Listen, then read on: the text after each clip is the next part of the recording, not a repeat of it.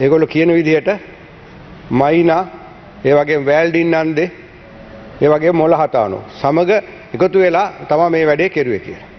ඉතින් රටේ ජනතාව අද වෙද්දී මේ බැරියර් දාන ඒ යකඩ වැටවල් වල තමගේ යට ඇඳුම් එල්ලලා එච්චර තත්ත්වයට වැටිලා මේ ජනතාව අප්‍රසාදය පළ කරනවා ආණ්ඩුවට. මම දැක්කා ඇමතිවරයෙක් කියනවා මේ තරුණයන්ගේ ඉල්ලීම් වලට සංවේදී වුනේ නැත්තම් ඒක විශාල ප්‍රශ්නයක් කියලා අද කතාවේදී කිව්වා.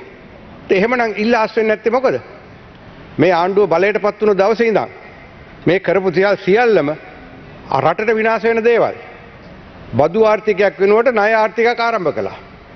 රටේ ආදායම අනුව බදු වලින් ලැබෙන ආදායම අනුව වියදම කරන්නේ නැතුව ණය මත යැපෙන ආර්ථිකයක් ඇති කළා. අද වෙද්දී මේ රට අගාධයෙන් අගාධයට ගිහිල්ලා. ඒකට අපි මම කියන මතේ සම්පත් සියල්ල යලි රටට පවරා ගන්නවා කියලා තමයි ජනාධිපතිතුමා බලයට ආවේ. හැබැයි දැන් කරන්නේ මොකද?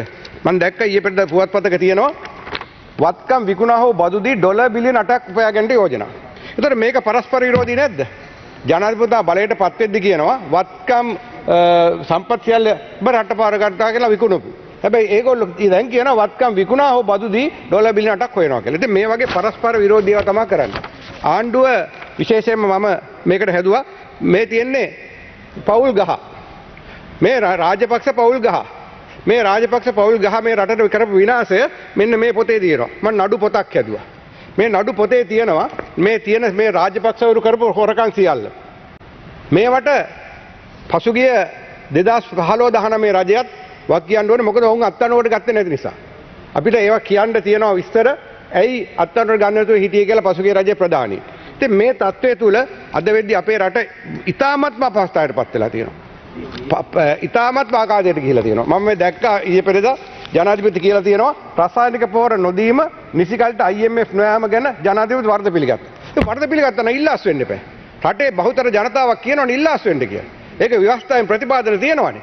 ඔහුට ඉල්ලාස් වුණා නම් පාර්ලිමේන්තුවේ ඉතුරු ඔහුගේ කාලය තුල යනකම් අපිට වෙන ජනාධිපති කෙනෙක් පත් කරගන්න පුළුවන්. ඇයි ඉල්ලාස් වෙන්නේ නැත්තේ? මේ බලයට කෑදරකම. වයස අවුරුදු 70ක් පැනලා හැබැයි බලයට කෑදරකම තියාගෙන ඉන්නවා. තමන්ගේ දරුවන්ට මේක ඉදිරියට අරන් යන්න ඕ. තමන්ගේ බිරිඳ කියන හින්දා එහෙම මේ රටවල් පාලනය කරන්න බෑ. ජාත්‍යන්තර මූල්‍ය අරමුදල යන්න තීන්දුව කරන්න තිබුණේ 2020. අපි කිව්වා ජාත්‍යන්තර මූල්‍ය අරමුදල සාමාන්‍ය සමාජික රටවල් වලට දෙනවා යම් කිසි මුදලක්. ඒක ලංකාවට හම්බුණා ඩොලර් මිලියන 787ක් මූලාශ්‍ර මන්තුමනි. ඒක හැම රටකම සමාජික රටවල් වලට දෙනවා. හැබැයි කොවිඩ් වසංගතයෙන් පස්සේ ජාත්‍යන්තර මූල්‍ය අරමුදල තීන්දුව කළා දකුණු ආසියාවේ රටවල් 5කට විශේෂ ආධාරයක් දෙන්න. ඒ අර දුන්න ආධාර වගේ දෙගුණයක්. ඒ තෝරගෙන තිබුණේ ශ්‍රී ලංකාව, මාලදිවයින, බංග්ලාදේශය, පාකිස්තානය සහ නේපාලය. අනිත් සියලුම රටවල් මේක ඉල්ලුවා. අපි ආයෙ කිව්වා අජිත් නිවාඩ්කබ්බල් මේක අපිට එපා අපිට ඩොලර් ඕන තරම් තියෙනවා කියලා. මොන උද්දච්චකමක්ද? මන්ත්‍රීවරු ඇමතිවරු ඇවිල්ලා කිව්වා පාර්ලිමේන්තුවේ අපිට ඕන තරම් ඩොලර් තියෙනවා කියලා. එහෙම කියලා ලෝක බැංකුවෙන් දීපු සල්ලි වලින් තාරගෙන ආව පාරවල් හදන්න. මෙච්චර ජනතාවට ජීවත් වෙන්න බැරි දෙද්දි ඉන්දියාවෙන් දුන්නු ණය යෝජනා ක්‍රමෙන් යකඩ ගේනවා. මේ ඔක්කොගේ යට තියෙන ගැහිලි. මේක විශාල ප්‍රශ්නයක් අපේ රටට. දූෂණ වංචා කියන එක අපි දැක්කා ඊයේ පෙරේද පත්තරවල තියෙනවා. මේ විශේෂයෙන්ම මේ රජයේ සම්බන්ධ නායකයෝ මේ කරපු හොරකම් මේ තියෙන ඕස්ට්‍රේලියාවේ පුවත්පත්වක තියෙනවා අතයටු ගනුදෙනු ගැන. මේකට මේ රාජපක්ෂ පවුලයි සම්බන්ධ බව මේකේ ප්‍රකාශ වෙලා තියෙනවා. උගණ්ඩාවේ මගේ යාළුවෙක් මට එව්වා උගණ්ඩාවේ බස් ව්‍යාපාරයක් තියෙනවා කියලා ලංකාවේ සම්බන්ධ. උගණ්ඩාවේ බස් මේ ලංකාවට එහෙම සුඛෝපභෝගී ගස් ගේන්න නැතුව උගණ්ඩාවට අරන් දීලා මේ ලංකාවේ කට්ටිය මේ දේශපාලඥයෝ. මම ඒක ඉදිරියට අපි නම් වලින් කියන්නම් අපිට මට එවලා තියෙන ෆොටෝත් එක්ක. ලංකාවේ ඔයගොල්ලන්ට මෙහෙම බස් නැති වුණාට ඔයගොල්ලන්ගේ දේශපාලඥයෝ උගණ්ඩාවේ ජීවත් වෙන උගණ්ඩාවට බස් අරන් දීලා තියෙනවා කියලා. අපි දැක්කා උගණ්ඩාවේ මිලියන 10,000ක් ආයෝජනය කරලා තියෙනවා කියලා ඩොලර්. ඉතින් මේක විශාල ප්‍රශ්නයක්. ඒකින්ද තමයි රටේ ජනතාව එළියට බහලා කියන්නේ ගෝටා ගෝ හෝම්, මයිනා ගෝ හෝම්. ඒ වගේම කියනවා හැබැයි යද්දි ඒ හොරකම් කරපු සල්ලිත් දීලා යන්න කියලා. මේ තත්ත්වෙටපත් වෙලා තියෙනවා. ජාත්‍යන්තර මූල්‍ය අරමුදල කියන්නේ මැජික් කාර්යයක් නෙමෙයි. අපිට ඩොලර් මිලියන 780 2021 අගෝස්තු වල දීලා තියෙනවා. ඊට තවත් දෙන්න යද්දි අපි එපා කිව්වා. පාකිස්තානයට ඒක හම්බුන්නේ නැහැ. පාකිස්තාන අස්ථාවර ආණ්ඩුවක් ප්‍රශස්ත නිසා. හැබැයි අනිත් නේපාලය, බංග්ලාදේශය, මාලදිවයින ගත්ත අපි එපා කිව්වා. දැන් මොකද වෙලා තියෙන්නේ? දැන් එක එක රටවල හිඟා ගන්න වෙලා තියෙනවා.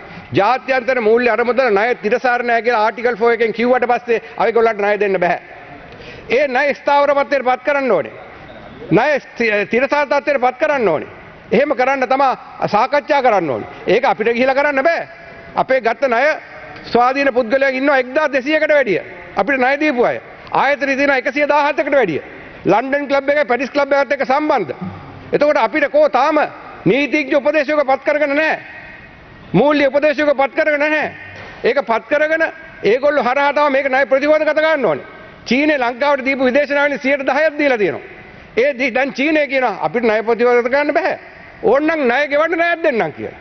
අපිට ඒගොල්ලන් උදාහරණයක් විදිහට ලබන මාසේ ඩොලර් මිලියන 500ක් ගෙවන්න තියෙනවා නෝ. චීනේ කියන 500ක් දෙන්නම් ඒකෙන් ගෙවන්න. එතකොට එහෙම කියන්නේ නැත්නම් එතකොට ප්‍රධාන ණය දීපා රටක් කියනවනම් අපිට ණය ප්‍රතිවාදගත ගන්න බෑ කියලා. එතකොට අනිත් පැත්ත එක මොන කතාවද? ඉතින් මේක මාසෙන් දෙකෙන් හරියන වැඩක් නෙමෙයි. මාස 6ක් 7ක් යයි. ඒකෙත් උපරිම දෙන්නේ ඩොලර් මිලියන 300 බිලියන 3ක් පමණ. ලංකාව 16 වතාවක් ගිහිලා තියෙනවා මේ 17 වතාව ජාත්‍යන්තර මූල්‍ය මොදලට. ඒකෙන් 6 වතාවයි ඒක ඒ වැඩපිළිවෙල ඉදිරියට ක්‍රියාත්මක කරගෙන ගියේ. අනිත් කරගන්න බැරුව ගියා. මොකද අතරමඟදී කඩා වැටුණා. ඊට හේතුව තමයි ඒගොල්ලන්ගේ කොන්දේසි පිළිගෙන ගැනීම. එතකොට මේ තත්ත්වය තුළ ජාත්‍යන්තර මූල්‍ය හම්බෙනවද ඉතා ඉක්මනින්? එතකොට සාමාන්‍යයෙන් මාසෙකට ඩොලර් මිලියන 1800ක් පමණ ඕනේ අපිට පිටරටින් බඩු ගේන්න. තෙල් අත්‍යවශ්‍ය ආහාර ද්‍රව්‍ය ඒ ටික ගේන්න. හැබැයි දැන් තියෙන්නේ කීයද? මුදල් ඇමතුමක ඩොලර් මිලියන 50ට අඩුයි කියලා. අපි දැනගන්න තියෙන 25ටත් අඩුයි. මිලියන 25ටත් අඩුයි. පසුගිය රජයේ දෙද්දි ඩොලර් මිලියන 10400ක් තිබුණා. මහ බැංකුවේ සහ අනිත් බැංකුවල. දැන් ඒක 25ටත් වඩා අඩු කරලා තියෙනවා. ඇයි හේතුව? ඒ හේතුව මේගොල්ලෝ රුපියල ස්ථාවරව තියාගන්න ඩොලර් බිලියන 5.5ක් සංචිත නැති කරගත්තා. මේක තමයි කරේ උද්දච්චකම. දැන් මේ මිනිස්සයා දැන් එළියේ ඉන්න හොඳ යහසින් හිරේ යන්න ඕනේ අජිත් කබ්‍රාල්ලා. ඔය මුදල් ඇමතිලා හිරේ ඉන්න ඕනේ. රාජපක්ෂවරු. ඉතින් එහෙම ඉඳලා තමයි දැන් එළියට ඇවිල්ලා දැන් කයිය ගහලා ඊයේ ගේම් එකකුත් ගැහුවේ නියෝජ්‍ය කතානායක පත් කරගන්න. ඊයේ නියෝජ්‍ය කතානායක නම ඉදිරියට කරන වෙලාවේ එන ඉල්ලාස් වෙන්න තිබුණා මේ කාටද සියමලා පිටිමැත්තුමාට. එයා ආණ්ඩුවත් එක්ක එකතු වෙන්නේ නැත්තම් දැන් අද හොඳට වෙලාවට කිව්වනේ මේ කවුද මේ අපේ සුසිල් ප්‍රේමජ මැතිතුමා. අපි කරපු දේ හරි කියලා. ඇයි ආණ්ඩුව සහයෝගය දෙනවා කිව්වා මේගොල්ලන්ගේ අපේක්ෂකයාට. ඉතින් අපිත් කියලා ආහා කියලා අපි ඒකට සහයෝගය දෙන්න. එහෙම වුණත් අපිත් ඒගොල්ලෝ හොරුත් එක්ක හිටගත්ත වෙනවනේ. ඒත් හොරුත් එක්ක එකතු වෙන්න කැමති නැත්නම් හින්දා විපක්ෂයට ආවේ. එහෙනම් විපක්ෂයේ ඉඳන් කියන්න ඕනේ නම යෝජනා කරපුවාම අර ජීඑල් පිරිස්මත් නැගිටලා කිව්වම නෑ අපි සහයෝගය දෙනකො එහෙනම් මම ඉල්ලාස් වෙනවා. මම එහෙම කැමති නෑ ආණ්ඩුවේ සහයෝගයත් එක්ක යන්න කිව්වනම්. එතකොට මේ මෙතුමා දිසරකපත් වෙන්නේ නැත්නම් වෙන එක්කෙනෙක් ඒගොල්ලෝ දායි. ඉතින් මෙන්න මේ වගේ ගේම් ගහ මේ වැඩේ කරන්න බෑ. රටේ ජනතාව අන්තිමට ඔහම ගියාම ගෙවල් වලට යන්න බැරි වෙයි. ගෙවල් වලට යන්න බෑ. දැන් ওই කලිසම් යට ඇඳුම් එල්ලනවා වගේ කලිසම ගලවලා යට ගැඳුවත් ගලවයි ඉස්සරහට ගියාම. මේක තමයි ඉස්සරහට වෙන්නේ. මේක අනිවාර්යෙන් වෙයි. අපි පුදුම වෙන්න ඕනේ නැහැ මේ අරගලකරුව තමන්ගේ ඇඳුමක් නැතුව ඇස් දෙක මැදගෙන හෙළුවෙන් හිටියත්. මොකද ඒ තරම් එපා වෙලා තියෙන මිනිස්සුන්ට. මිනිස්සුන්ට ඒ තරම් ආණ්ඩුව එපා වෙලා තියෙන්නේ. ජීවත් වෙන්න බෑ. ජීවත් වෙන්න බැරි පම්පෝරි ගන්න මාසෙන් දෙකෙන් IMF එක හම්බ වෙනවා. දැන් ඉන්දියාවෙන් ඩොලර් මිලියන 200ක් තවත් තියෙනවා ගේන්න. ඩොලර් මිලියන 900ක් දැන්ට දීලා තියෙනවා. ලංකාවේ ණය ඩොලර් බිලියන 51. රුපියල් 170යි 180යි තිබුණේ පසුගිය රජයේ ඩොලර් එක.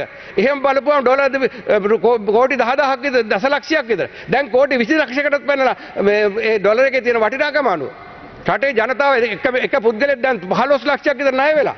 මේ ඩොලර් එක වැඩි වීම මත. මේක අපරාධය හෙන ගහන අපරාධයක් මේක. ඒක තමයි ගොවි ජනතාව පෝර ප්‍රශ්න වෙලාවේ මුන්ට හෙන ගහන්න ඕනේ කිව්වේ.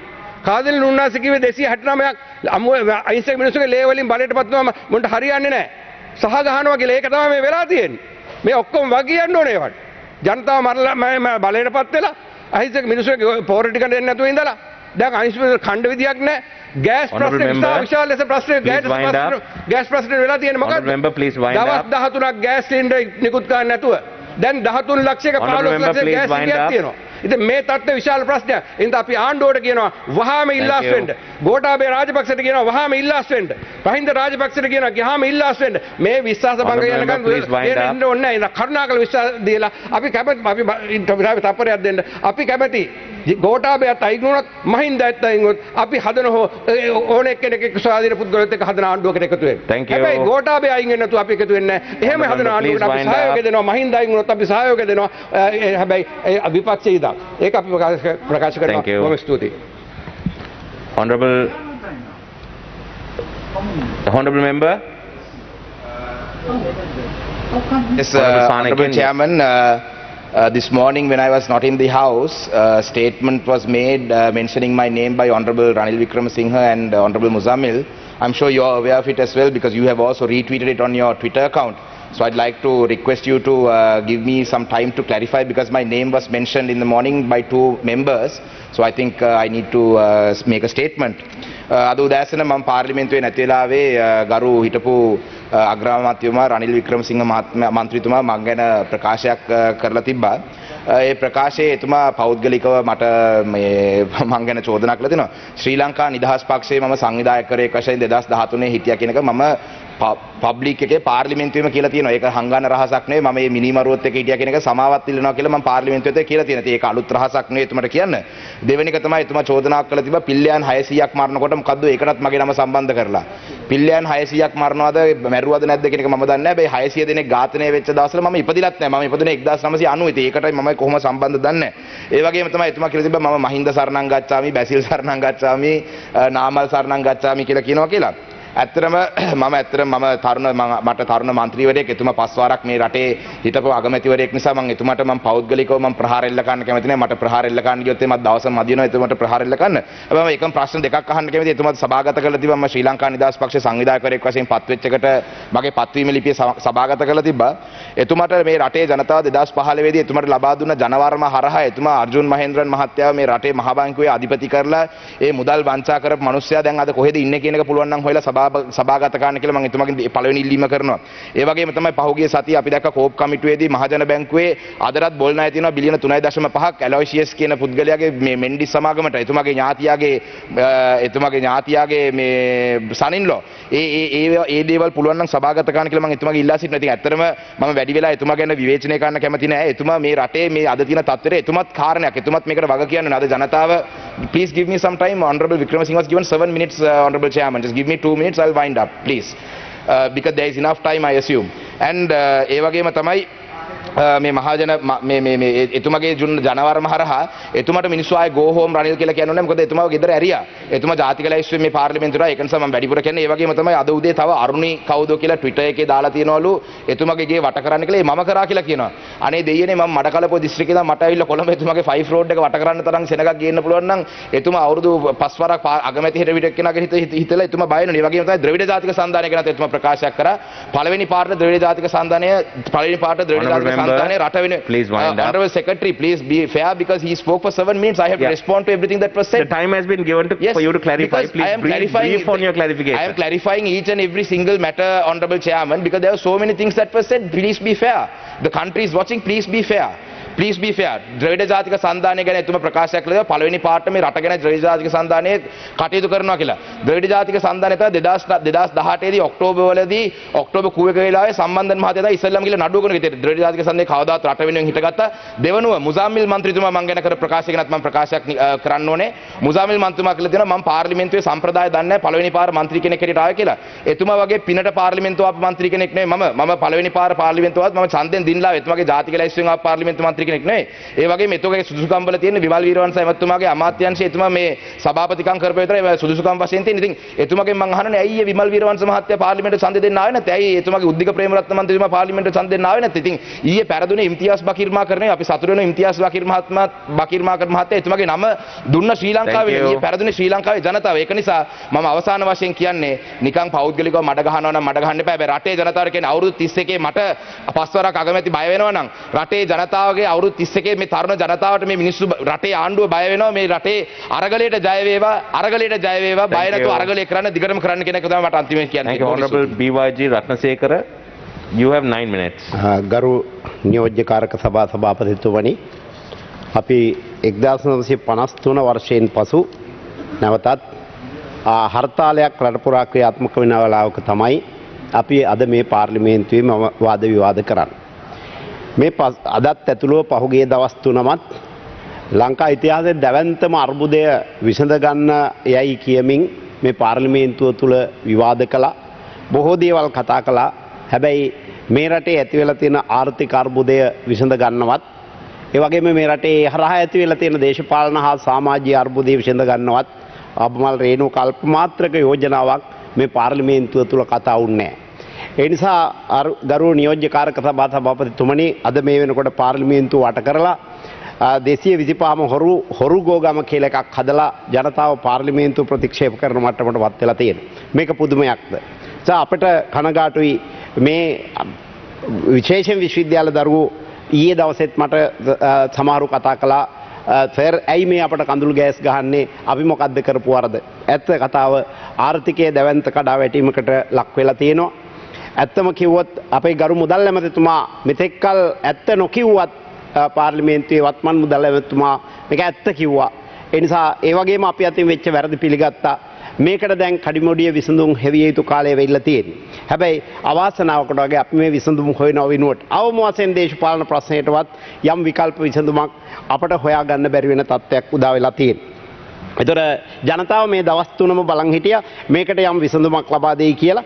නමුත් ජනතාව ඒ බලාපොරොත්තුව ඉෂ්ට වෙන්නේ නැති නිසා පාර්ලිමේන්තුව ප්‍රතික්ෂේප කරන තත්ත්වයකටපත් උනේ. ඇත්තෙන්ම අපිට මේ ගැටලුව ටික සමනය කරන්න බැරි නම් නියෝජ්‍ය කාරක සභා සභාපතිතුමා අපි මේ පාර්ලිමේන්තුව රැස්වීමේ ඇති අර්ථය කුමක්ද?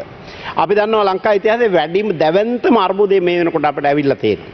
ඒතර රටක ප්‍රධානම ප්‍රතිපත්ති වර්ග දෙකක් තියෙනවා. එකක් රජයේ මූල්‍ය ප්‍රතිපත්තිය අනිත් එක රජයේ ෆිස්කල් ප්‍රතිපත්තිය නැත්නම් අයවැය ප්‍රතිපත්තිය.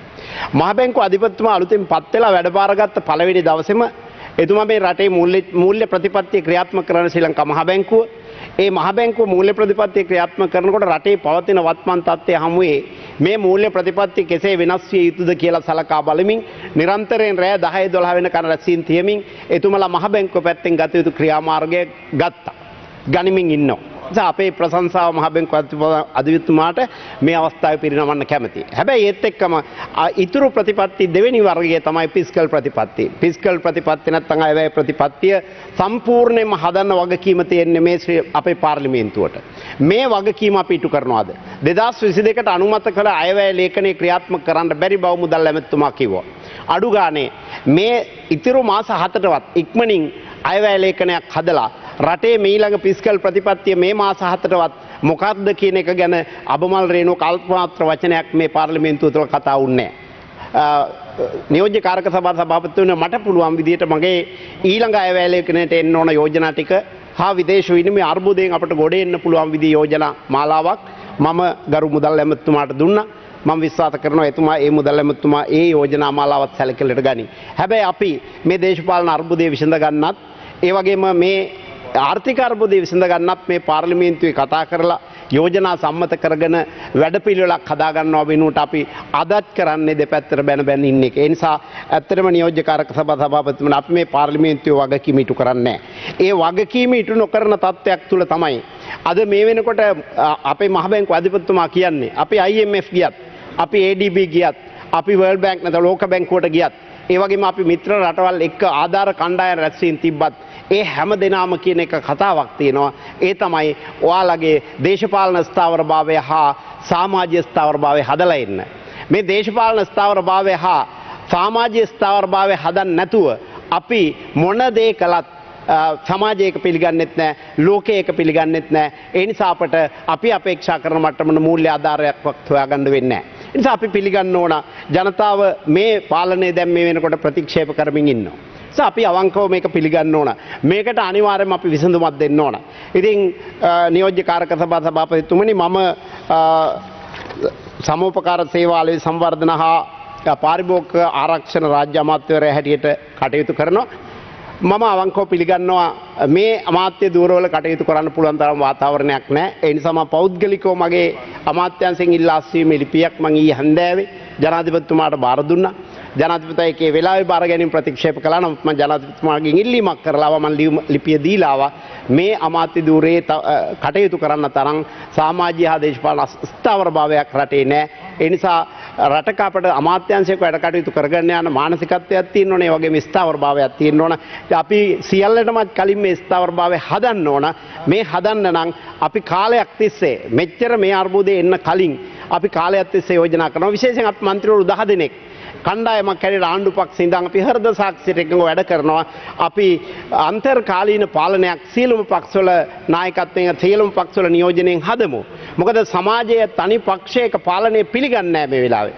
අපි තනි පක්ෂයක් උදාහරණයක් ගන්න ශ්‍රී ලංකා පොදු ජන පෙරමුණ හැටියට අපි ආණ්ඩුවක් හදලා අපි ක්‍රියාත්මක කරන දේවල් ජනතාව පිළිගන්නේ නැහැ. හැබැයි ජනතාවට යම් පිළිගැනීමක් එන්න පුළුවන්. සියලු පක්ෂ එකතු වෙලා අවම වශයෙන් මාස 6කට මේ දැවැන්තම අර්බුදකාරී තත්ත්වයෙන් මිදෙන තෙක් අපට ජනාධිපතිතුමා අයින් කරන්න මේ පාර්ලිමේන්තුවට බෑ. විශ්වාසමංක යෝජනාවක් ගෙනල්ලා තිබ්බත් අපිට ඒක විවාද කරන්න පුළුවන්, ඡන්දයක් තියන්නත් පුළුවන්. ඒ ඡන්ද වැඩි අඩු වෙන්නත් පුළුවන්. හැබැයි ජනාධිපතිතුමා හොල්ලන්න පාර්ලිමේන්තුවට තියෙන එකම ක්‍රමය දෝෂාභියෝගේ විතරයි. ඒක බොහෝ කල් යන වැඩක්. නිසා ජනාධිපතිතුමාට වෙනම ජනවරමක් තියෙනවා. ඒ ජනවරම සම්බන්ධයෙන් ජනාධිපතිතුමා තීන්දුව ගන්න ඕන. පාර්ලිමේන්තුවේ විශ්වාසභංග කරන ජනාධිපති අයින් කරන්න බෑ. හැබැයි අපේ පාර්ලිමේන්තුවේ මේ ඉදිරි මාස 6ට අපි මේ සර්වපාක්ෂික අන්තර්කාලික පාලනයක් හදලා අපි වැඩපිළිවෙලක් හදලා මේ ආර්ථිකය ගොඩ ගන්න පිළිවෙල හදලා අපි ක්‍රියාත්මක කරන්න ගියොත් නියෝජ්‍යකාරක සභාපතිතුමනි ජනාධිපතිතුමා ඒක ප්‍රතික්ෂේප කරන්න බෑ. ඒ නිසා ඒක අපිට ක්‍රියාත්මක කරන්න පුළුවන්. ප්‍රශ්නේ තියෙන්නේ අපිට ක්‍රියාත්මක කරන්න වැඩපිළිවෙලක් නැහැ. ඒ නිසා වැඩපිළිවෙලක් හදාගන්න ක්‍රමයක් නැහැ. ඒ නිසා මම ගෞරවයෙන් ආරාධනා කරනවා. අපි අදත් අපේ 10 දෙනා කණ්ඩායම විපක්ෂ නායකතුමාට ලිපියක් බාර දුන්නා. අපි අන්තර්කාලීන බලයක් ආණ්ඩුවක් හදමු. ආණ්ඩුවක් හදලා මේ විසඳුම් යෝජනා ටිකක් අපි ඉතා ඉක්මනින් හදමු. ජනතාවට පිළිගන්න පුළුවන් විසඳුම් යෝජනා ටිකක් හදලා අපි ජනාධිපතිවරයාට දීලා දැනට මේ ඇති වෙලා තියෙන දැවැන්ත අර්බුදකාරී තත්ත්වයෙන් යම් ප්‍රමාණයකට ගොඩ එන්න අපි එකතු වෙලා යම් වැඩපිළිවෙලක් කරමු කියන යෝජනාව කරමින් මම නිහඬව ඔබතුමාට බොහොම ස්තුතියි මට අවස්ථාව සලසා දීම ගැන. Honorable Ashok Abesinghe, what is අවසරය මත අපේ ඇමතුමාගෙන් පොඩි පැහැදිලි කර ගැනීමක් කරන්න පුළුවන්ද? ඔබතුමා ඒකට කැමති නම් පමණයි. කමක් නැද්ද? දන්නේ. ඔබතුමායි කතාව ඔබතුමා ස්තුතිවන්ත වෙනවා ඔබතුමා කරපු කතාව පිළිබඳව. අපි කියන්නේ ජනාධිපතිතුමාට ඔබතුමා ඉල්ලීමක් කළේ නැද්ද මේ තියෙන ප්‍රශ්නේ මෙතෙන් අයින් වෙන්න ඉල්ලාස් වෙන්න කියලා. යාට පුළුවන් ඉල්ලාස් වෙන්න. එහෙම ඒක කරලා හරි මේ ප්‍රශ්නෙට සමහර ඒතකොට අපි ඔක්කොම එකතු වෙලා ආණ්ඩුවක් හදන්න අපි සහයෝගය දෙනවා කියලා අපි කියලා තියෙනවානේ. Thank you. මේ වැඩේ කෙරුවොත් හොඳයිනේ.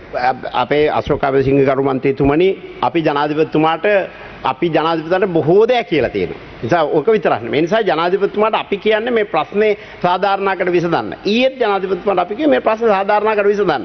අපි අගමැතිතුමාට කියන්නේත් ඔබතුමාලා නායකයට කියන්නේත් මේ ප්‍රශ්නේ විසඳගන්නේ අපිට තනතුරු ඕනේ නැහැ.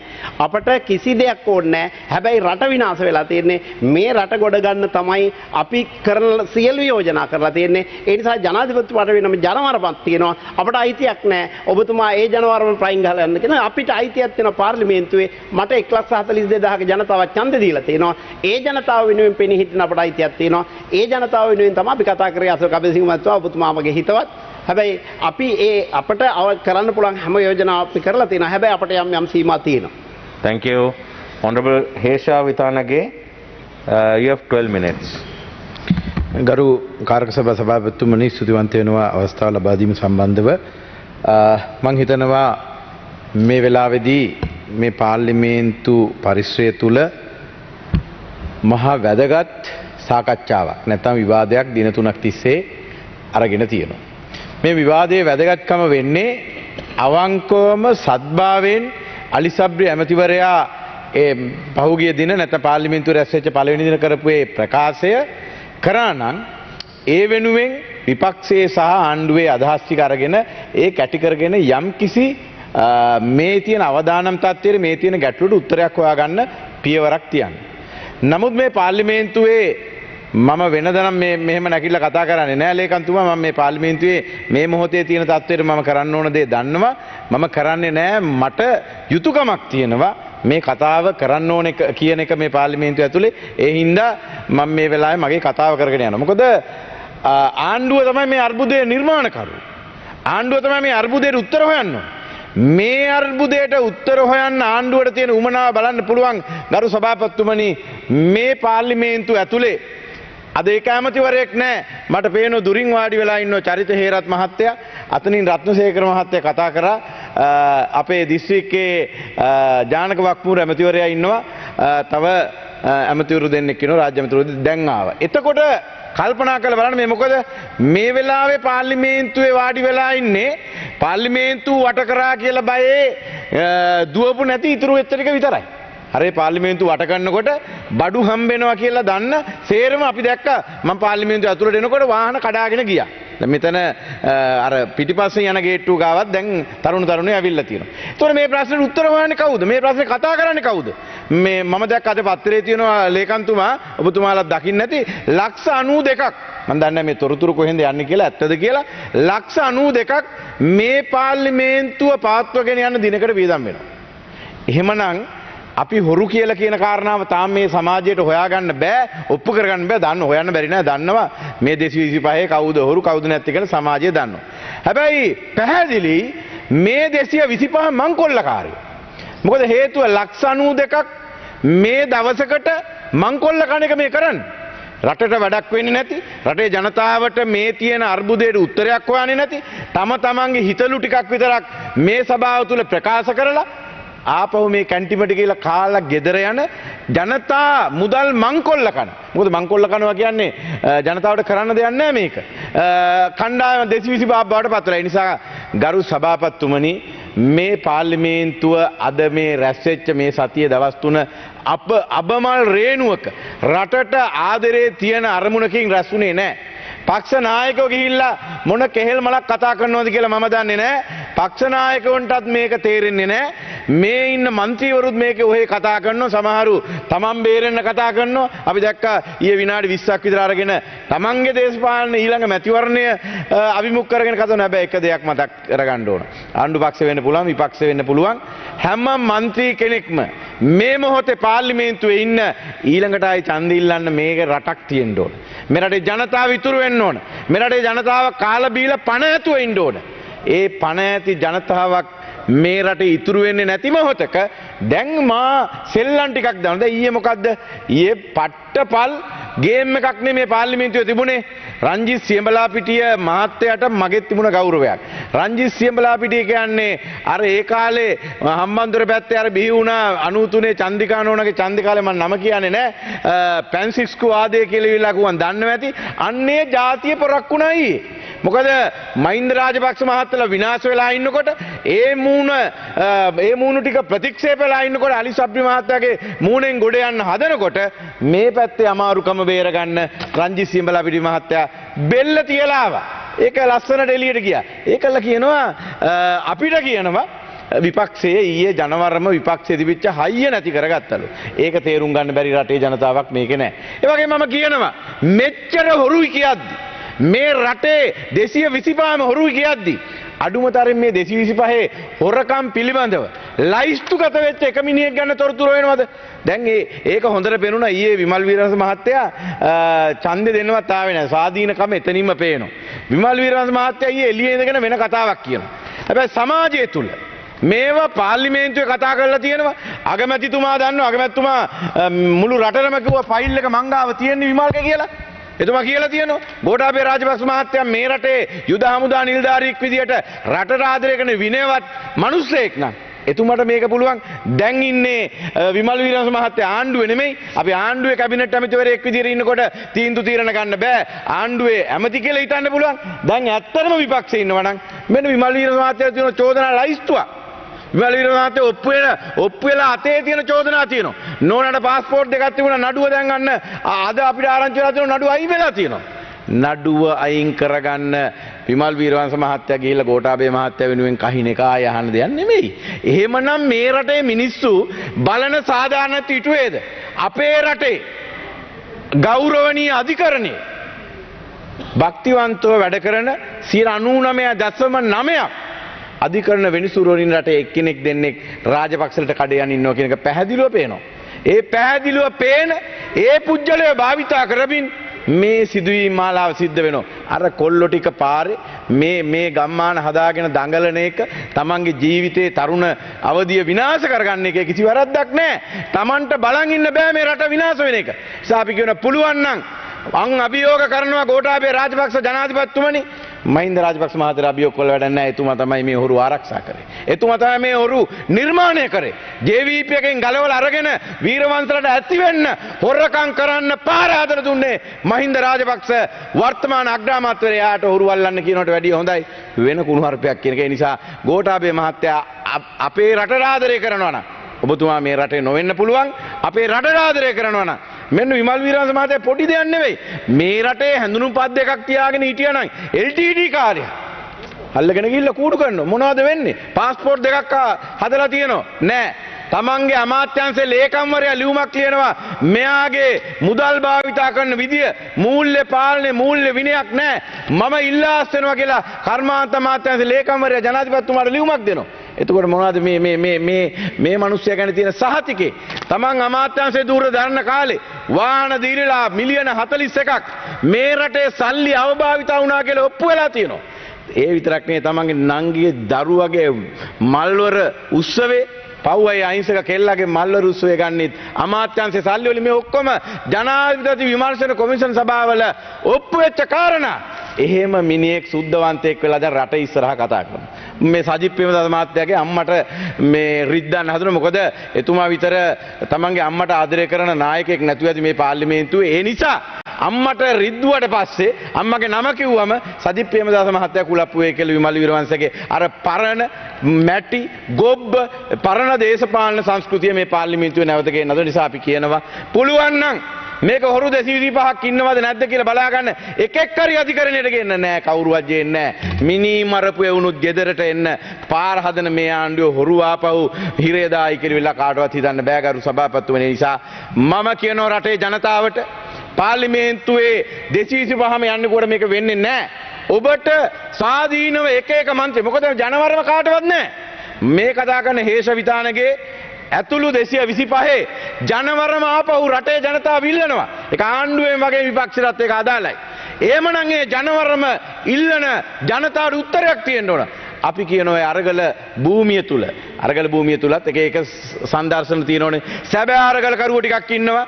JVP එකට කඩේ යන්න හදාගත්ත අර වසන්ත සමරසිංහල ගෙනිහිල්ලා ස්ටේජ් නගන කට්ටියක් ඉන්නවා. වෙන කණ්ඩායම්වල ඉන්නවා. සැබෑ අරගල කරුවන්ට අපි කියනවා ඔබ සැබෑවට මේ කරන අරගලයට ගෞරවයක් වෙන්න යෝජනා ඉදිරිපත් කරන මොකද දේශපාලන විද්‍යාව පිළිබඳ ප්‍රවීණ හසල දැනුමක් තියෙන කණ්ඩායමක් මේකේ ඉන්න පුළුවන්. ඒ නිසා මම ඉල්ලීමක් කරනවා ඔබ දෙන්න යෝජනා එක මන්ත්‍රීට මේ පාර්ලිමේන්තුව තුල මේ කරන බොරුව නතර කරන්න. මේ පාර්ලිමේන්තුව තුල මේ කරන මහා විගඩම නතර කරන්න. මේ පාර්ලිමේන්තුව තවදුරටත් වෙලාව කාලා දවස් ගණන් අර කියපු ලක්ෂ 92 ඒවා ඉවර කරගෙන යන එක නතර කරන්න යෝජනා ඉදිරිපත් කරන්න. එහෙම නැතුව මේ පාර්ලිමේන්තුවේ මොනම ආකාරයවත් මේ රටේ තියෙන ආර්ථික ප්‍රශ්නටවත් දේශපාලන ප්‍රශ්නට උත්තරයක් නැහැ. ඒක ඊයේ පෙන්නුවා. නියෝජ්‍ය කතානායක ධූරය පත් කරන ඒ ගේම් එකෙන් ඒක පෙන්නුවා. අද දයාසිරිලගේ රෙදි ගැලවිලා කතා කරගන්න විදියක් නැහැ. හෙට විමල් වීරවංශගේ මම ඕකට ආවේ නැත්නම් මම ඕකට දෙන්න බැරි ඉඳ කියලා. ඒ නිසා චරිත හේරත් මහත්තයා අද මේ රටට හොඳ පණිවිඩයක් දුන්නා. මං හිතන්නේ නෑ මාධ්‍ය චරිත හේරත් ගරු මන්ත්‍රීතුමනි ඔබතුමා කතා මාධ්‍ය ගණි කියලා ඒක රිදෙනවා. මේ රටේ මාධ්‍යට ඒක රිදෙනවා. මොකද මේ ආණ්ඩුව මෝඩකමින් විනාශ කරගන්නවා තන නැති කරගන්නවා කියන එක ගහන්න මේ රටේ මාධ්‍ය කීයක් උත්සාහ කරයිද? එහෙමනම් අද ප්‍රධාන කතාව වෙන්න ඕන චරිත හේරත්ගේ කතාව. ආණ්ඩුව ඉඳගෙන මේ ආණ්ඩුව ඇනගන්න තැන ආණ්ඩුව විනාශ වෙන විදිය ආණ්ඩුවේ උද්දච්චකමත් එක්ක මේ රටේ ජනතාව නන්නත්තර වෙන විදිය ආණ්ඩුවේ മന്ത്രിවරයෙක් විදියට කොන්ද තියාගෙන කිව්වා. මෙන්න මේ විදියට හිතන මේ සැබෑවත් එක්ක ජීවත් වෙන මේ පිළිබඳ අඩුම ගානේ අවබෝධයක් දෙන මොකද දේශපාලනඥයෝ නම් ඕන තරම් එවන්න පුළුවන් පාර්ලිමේන්තුවේ මේ මොකද්ද නීති හදන තැන නීති හදන්න ඕනේ හදන නීතිය කියව ගන්න මිනිස්සුවත් වෙන්න ඕනේ මේ පුළුවන් වෙන්න ඕනේ ඒක කියව ගන්නවත් බැරි මිනිස්සුන්ට මේක අදාළ වෙන්නේ නැහැ අන්න එහෙම 10-15 දෙනෙක් සභාපතිතුමා අවසන් කරනවා එහෙම 10-15 දෙනෙක් එකතු වෙලා මේ ප්‍රශ්නේ විසඳන්න ආරම්භ කරොත් රත්නසේකර මහත්තයා මම හිතනවා ගෞරවයෙන් එතන ඉන්නවා මේ මන්ත්‍රීවරු 10 දෙනාට කොන්දක් තියෙනවා අපි විපක්ෂයේ විදියට සූදානම් දැන් මේ සභාපතිතුමා අවසන් කරන දැන් කියනවා සජිත් ප්‍රේමදාසට ගන්නලු සජිත් ප්‍රේමදාසට ගත්තනම් මොකද වෙන්නේ කියන එක ඊයේ පේනෝ නේද ආණ්ඩුව ගත්තනම් ඊයේ වෙන්නේ කොහොමද මේ කට්ටිය සතියක් යන්න දෙන්නේ නැහැ මේ කුපාඩි වැඩේම කරනවා ඒ නිසා ගරු සභාපතිතුමනි මේක සත්භාවයෙන් විසඳ ගන්න ඕන නම් අපි කියනවා ජනාධිපතිතුමා මේ රට ආදරය කරන මිනිස්සුන් නම් කකුල පස්සට තියන්න සුදුසු කෙනෙක් తాවකාලිකවපත් කරන්න අපි ආණ්ඩුව ගන්න ලේස්ති ඔබත් එක්ක එකතු වෙලා ඔබ කියන ඕන සාධාරණ වේදිකාවක ඉඳගෙන මේ ප්‍රශ්නෙට උත්තර හොයන්න ලේස්ති එහෙම නැතුව ඔබේ පව් ටික ඔබ තවදුරටත් හොරකම් කරන්න ගත්තේ ලයිසන් එකේ කොටස්කරුවෝ කරන්න මේ සජව മന്ത്രിවරුන්ට ආරාධනා කරන්නත් එපා ඒකට සූදානම් වෙන්නේ නැහැ කියමින් මගේ කතාව අවසන්. Thank you. Honorable Jagat Pushpakumara, you have 20 minutes. ගරු මුලාසනාරුඩ අපේ කාර්ය සභා සභාපතිතුමනි මම මුලින්ම ස්තුතිවන්ත වෙනවා අලි සබ්රි ගරු මුදල් අමාත්‍යතුමා රට තුළ මූල්‍ය තත්ත්වය පිළිබඳ වාර්තාවක් ඉදිරිපත් කළා. ඒ තත්ත්වය හා පුරෝකථනය පිළිබඳ මේට පෙර ඉදිරිපත් කරා නම් තවදුරටත් ඒ සඳහා එන තත්ත්වයට අනුවර්තනය වීමට ඉඩකඩ තිබුණා. අර මල්ලසේකර ඩික්ෂනරියේ ඩොලර් එක කියන එක ගැන ඒ තේරුම කියලා තියෙන්නේ රුපියල් 5ක් වටිනා මුදල් ලේඛකයක් කියන එක. අද වෙනකොට ඒක රුපියල් ඩොලර් එකක් 370ව ඉක්මා ගිහිල්ලා තියෙනවා. දීර්ඝ කාලයක් තිස්සේ මේ සියලුම ආණ්ඩු කරපු පක්ෂ අපිත් ඇතුළුව සියල්ලම ගත්ත වැරදි තීන්දුව වල ප්‍රතිඵල අද අපේ සියලු දෙනාටම රටටම ජාතියටම භුක්ති විඳින්න සිද්ධ වෙලා තියෙනවා. මම විශේෂයෙන් මේ සම්බන්ධව කතා කරන්නේ ඒ தત્ත්වය අපි දැන් කතා කර ඉඳලා වැඩක් නැහැ. ගිය දේ ගියා. දැන් මේ සඳහා අපි නිවැරදි තැනකට එන වැඩපිළිවෙලක් සකස් කළ යුතුයි කියන එක මම විශේෂයෙන් මේ ගරු සභාවට මතක් කරනවා. ඉදිරියට මුහුණ දෙන වැඩපිළිවෙලක් හදන්න ඕන. ඒ සඳහා මහා නායක ස්වාමින් වහන්සේලා යෝජනාවලියක් ඉදිරිපත් කරා. ලංකාවේ නීතිඥ සංගමය යෝජනාවලියක් ඉදිරිපත් කරා. මේ රටේ වෘත්තික වේදින්ගේ සංවිධානය අපි ගිහිල්ලා පෞද්ගලික හමු වුණා. ඒ අය විශේෂ යෝජනාවලියක් ඉදිරිපත් කරා. ශ්‍රී ලංකා නිදහස් පක්ෂය අපි ස්වාධීන කණ්ඩායමක් හැටියට අද මේ පැත්තට ඇවිල්ලා ඉඳගෙන ඉන්නවා. මේ සඳහා වැඩපිළිවෙලක් අපි යෝජනා කරා මීට මාස ගානකට මාස එකමාරක දෙකකට පෙර. මේ දක්වා කිසිදු පියවරක් අරගෙන නැහැ. මේ ගැන අපි අතිගරු ජනාධිපතිතුමාට කරුණු ඉදිරිපත් කරා. රජයට කරුණු ඉදිරිපත් කරා.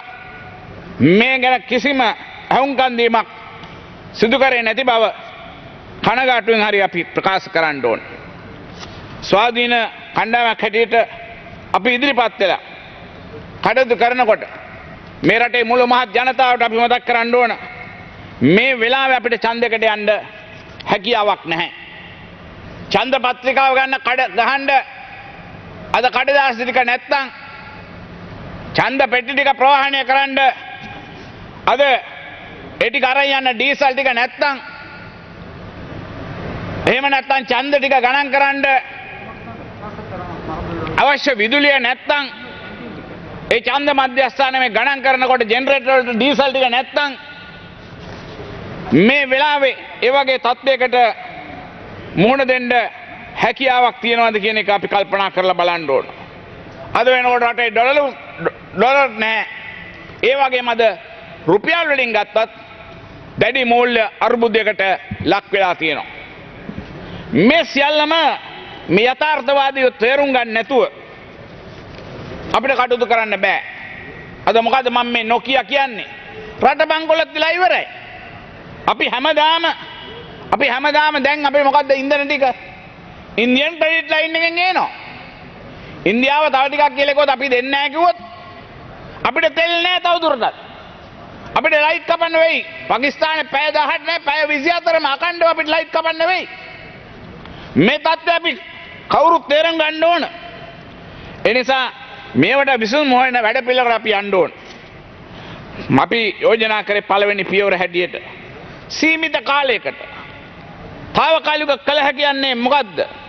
පාර්ලිමේන්තුව තුල වර්තමානයේ නියෝජනය කරන සියලුම පක්ෂයන්ගේ නායකත්වයේ විධායක හරි මොකක් හරි නමක් ඇත්ද ඕන නමක් දාගමු. අපි සියලු දෙනාම වැඩ පිළිලක් හදමු. අපි මේ ඊළඟ ඡන්දේ දිනන්නේ කොහමද? ඊළඟට කොහමද කටයුතු කරන්නේ? අපි කොහමද ආණ්ඩුවක් ගන්නෙ? මොක ආණ්ඩුව ගත්තත් කවුරු ආණ්ඩුව ගත්තත් තව මාස දෙකක් යනකොට මම කියන්න කැමති මිනිස්සුන්ට කන්න නැතුව මැරෙනවා. මිනිස්සුන්ට බෙහෙත් නැතුව මැරෙනවා. මේවා ගැන දැන් හරි කල්පනා කරලා කටයුතු කරන්න වෙයි. ඒ නිසා අපි මේ තත්ත්වයේ తాවකාලිකව ගිහිල්ලා අපි වැඩපිළිවෙලක් හදලා අපි යමු ඡන්දයකට. මහජනයේ මතය උරයා ගන්න අද ජනතා විමුක්ති පෙරමුණේ ජාතික මොකද බලවේගය කියන්නේ අපි අනුග ජනතාවගේ මතය ගහන්න. අද සජිප කියනවා ජනතාවගේ මතය අහන්න. මතය අහන්න මේක සුදුසු වෙලා මතය අහන්න කැමති. අපිත් අහන්න කැමති. අපිත් කැමති. අපි ජනතාව තුළට යන්න කැමති. අපි ජනතාවගේ හැංගිලා නැහැ. අපි අදත් පන්සලේ නායක හාමුදුරු කෙනෙක් අපවත් වුණාම ආදාහන උත්සවයට යනවනම් ගමේ මලගෙදරට අපිට යන්න තාමත් හොඳ තියෙනවා. අපි හැංගෙන જાතිය නෙවෙයි. ඒ නිසා අපි කියන්නේ මේකට වැඩපිළිවෙලක් තියෙන්න ඕන. මේ සඳහා මේ වැඩපිළිවෙලක් යෝජනා කරනකොට අපි අගමැතිතුමාට ආදරේ පෞද්ගලික මහින්ද රාජපක්ෂ මැතිතුමාට. එතකොට මේ දැන් කල්පනා කරන්න ඕන. මෙතන ඉන්න මේක දැන් මඩ වේවි හරියන්නේ නැහැ. එතකොට මේක කරනකොට බාර ගන්න කෙනෙක්ට බාර ගන්න මම ඉල්ලා අස්සෙන්න. කරුණා කරලා මේක බාරගෙන කටයුතු කරන්න. මම වරුදු ගානක් මම රටේ නායකයෙක් මහරජාණෝ කියලා කිව්වේ යුද්ධය නිම් කරා. ඒ ගෞරව ජනතාව දැක්කුවා. හැබැයි වර්තමානයේ ඇති තත්ත්වෙනකොට දුවට වෙනත් අන්වර්ථ නාමයන් භාවිතා කරන්න අද කටයුතු කරලා තියෙනවා. එනිසා ඒ ගෞරවය නැති කරගන්න එපා කියන එක විශේෂයෙන් මතක් කරන්න ඕන. එනිසා එතුමා ඊට පස්සේ අන්තර්වාර කෙටි කාලින රජයකට සියලුම පක්ෂ ඒ සඳහා පූර්ණ කැපවීමක් කරන බවට මේ පාර්ලිමේන්තුව ප්‍රතිඥා දෙන්න ඕන. සජබේ නායක හැමදාම මේ පාර්ලිමේන්තුවේ උදේට පැය දෙකක් විතර මේ කාලය විනාශ කරනවා. සජබ විපක්ෂ නායකලා පැය දෙකක් විතර කාලය අරගෙන විනාශ කරලා මේ බහුබූත දොඩවනවා. මේ පාර්ලිමේන්තුවේ අහිංසක මිනිස්සුගේ සල්ලි මේ දෙඩවිල්ල නතර කරලා කියන්න ඕන తాවකාලික අන්තර්වාර පාලනයකට ගිහිල්ලා මේ රට අඩු ගන්න කෙටි කාලයකදී මේ ප්‍රශ්න විසඳීම සඳහා ඒ සඳහා කටයුතු කරනවා කියලා එතුමා ප්‍රතිඥාව දෙන්න ඕන. ජාතික ජනතා බලවේගයේ අනුර කුමාර දිසානායක මහත්මයාත් මේ සඳහා පැහැදිලි ප්‍රකාශයක් කරන්න ඕන. මේ ගතයුතු පියවර සම්බන්ධව. එහාට මෙහාට ඇකිල්ල දික් කළ කටයුතු කරන්න බෑ. රාජ්‍ය පැත්තෙන් අග්‍රාමාත්‍යතුමා ගැන ප්‍රකාශයක් කරන්න ඕන. අනෙත් සියලුම පක්ෂයන් සම්බන්ධයෙන් මහත්මයාතුළු අනෙත් සියලුම පක්ෂවලත් මේ කරන්න ඕන. මේක එක තැනකට ගෙන්න ඕන. මේක ගෙන්න නැතුව හැමදාම මේ රටේ දවසකට රුපියල් ලක්ෂ 85ක් 90ක් විනාශ කරලා මේ පාර්ලිමේන්තුව රැස්වලා තේරුමක් නැහැ. ඒ නිසා මේ හොරගල් හැින්දීම දැන් වහාම නතර කරන්න ඕන. දැන් ඊයේ සිදුවීම අපි කතා කරනවා. ඊයේ සිදුවීම මොකද උනේ? උදේ 10 වෙනි දෙක් සජිබ කිව්වේ මොකද්ද? රංජිත් සියපලවිඩි මහත්මයා යෝජනා කරනකොට ඒක නිමල් සිරිපාල සිල්ල මැතිතුමා යෝජනා කරන්නම් රාජිත් සේනාරත්න මහත්තයා ඉස්තර කරන්නම් කියලා කිව්වා. හැබැයි මෙතන රාජ්‍ය පැත්තක කුපාඩි වැඩක් කරා. ඒකත් කියන්න ඕන. රාජ්‍ය පැත්තක කුපාඩි වැඩක් කරා. ඒ සියල්ල ඉන්නකොට එතනින් නැගිටලා කිව්වා අපි සහාය දෙනවා කියලා. මේ රටේ මොකද්ද කිව්වේ? මේ රාජ්‍යයත් එක්ක එකතු වෙලා ඔක්කොම එකතු වෙලා මේක මේ රාජ්‍යයත් එක්ක ඔක්කොම එකතු වෙලා මේක වෙන්නේ පුට්ටුණයි කියන වගේ රටට මතයක් ප්‍රකාශ කරන්න. එහෙම දෙයක් වෙලා නැහැ. ඒ නිසා රජය වුණත් මේ විදිහට කටයුතු කිරීම කැත විදිහට තමුන්ගේ කියන තමන්ට බහුතරේ නැහැ. එදා හිටියේ മന്ത്രിවරු 95යි.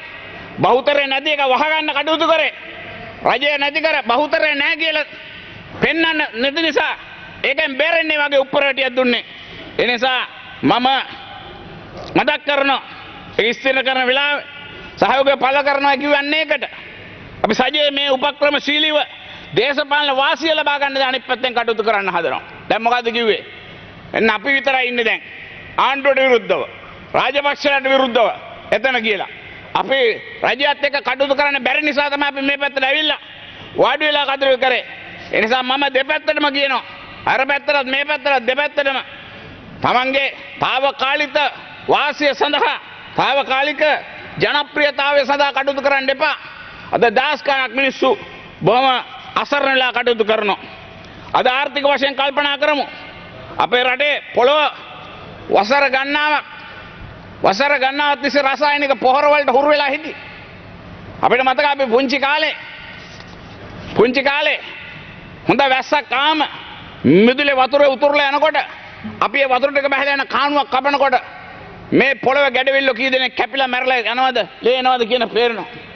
ඒ පොළොව සාරවත් කරන අද සත්තු ටිකට විනාශ වෙලා කියලා තියෙනවා.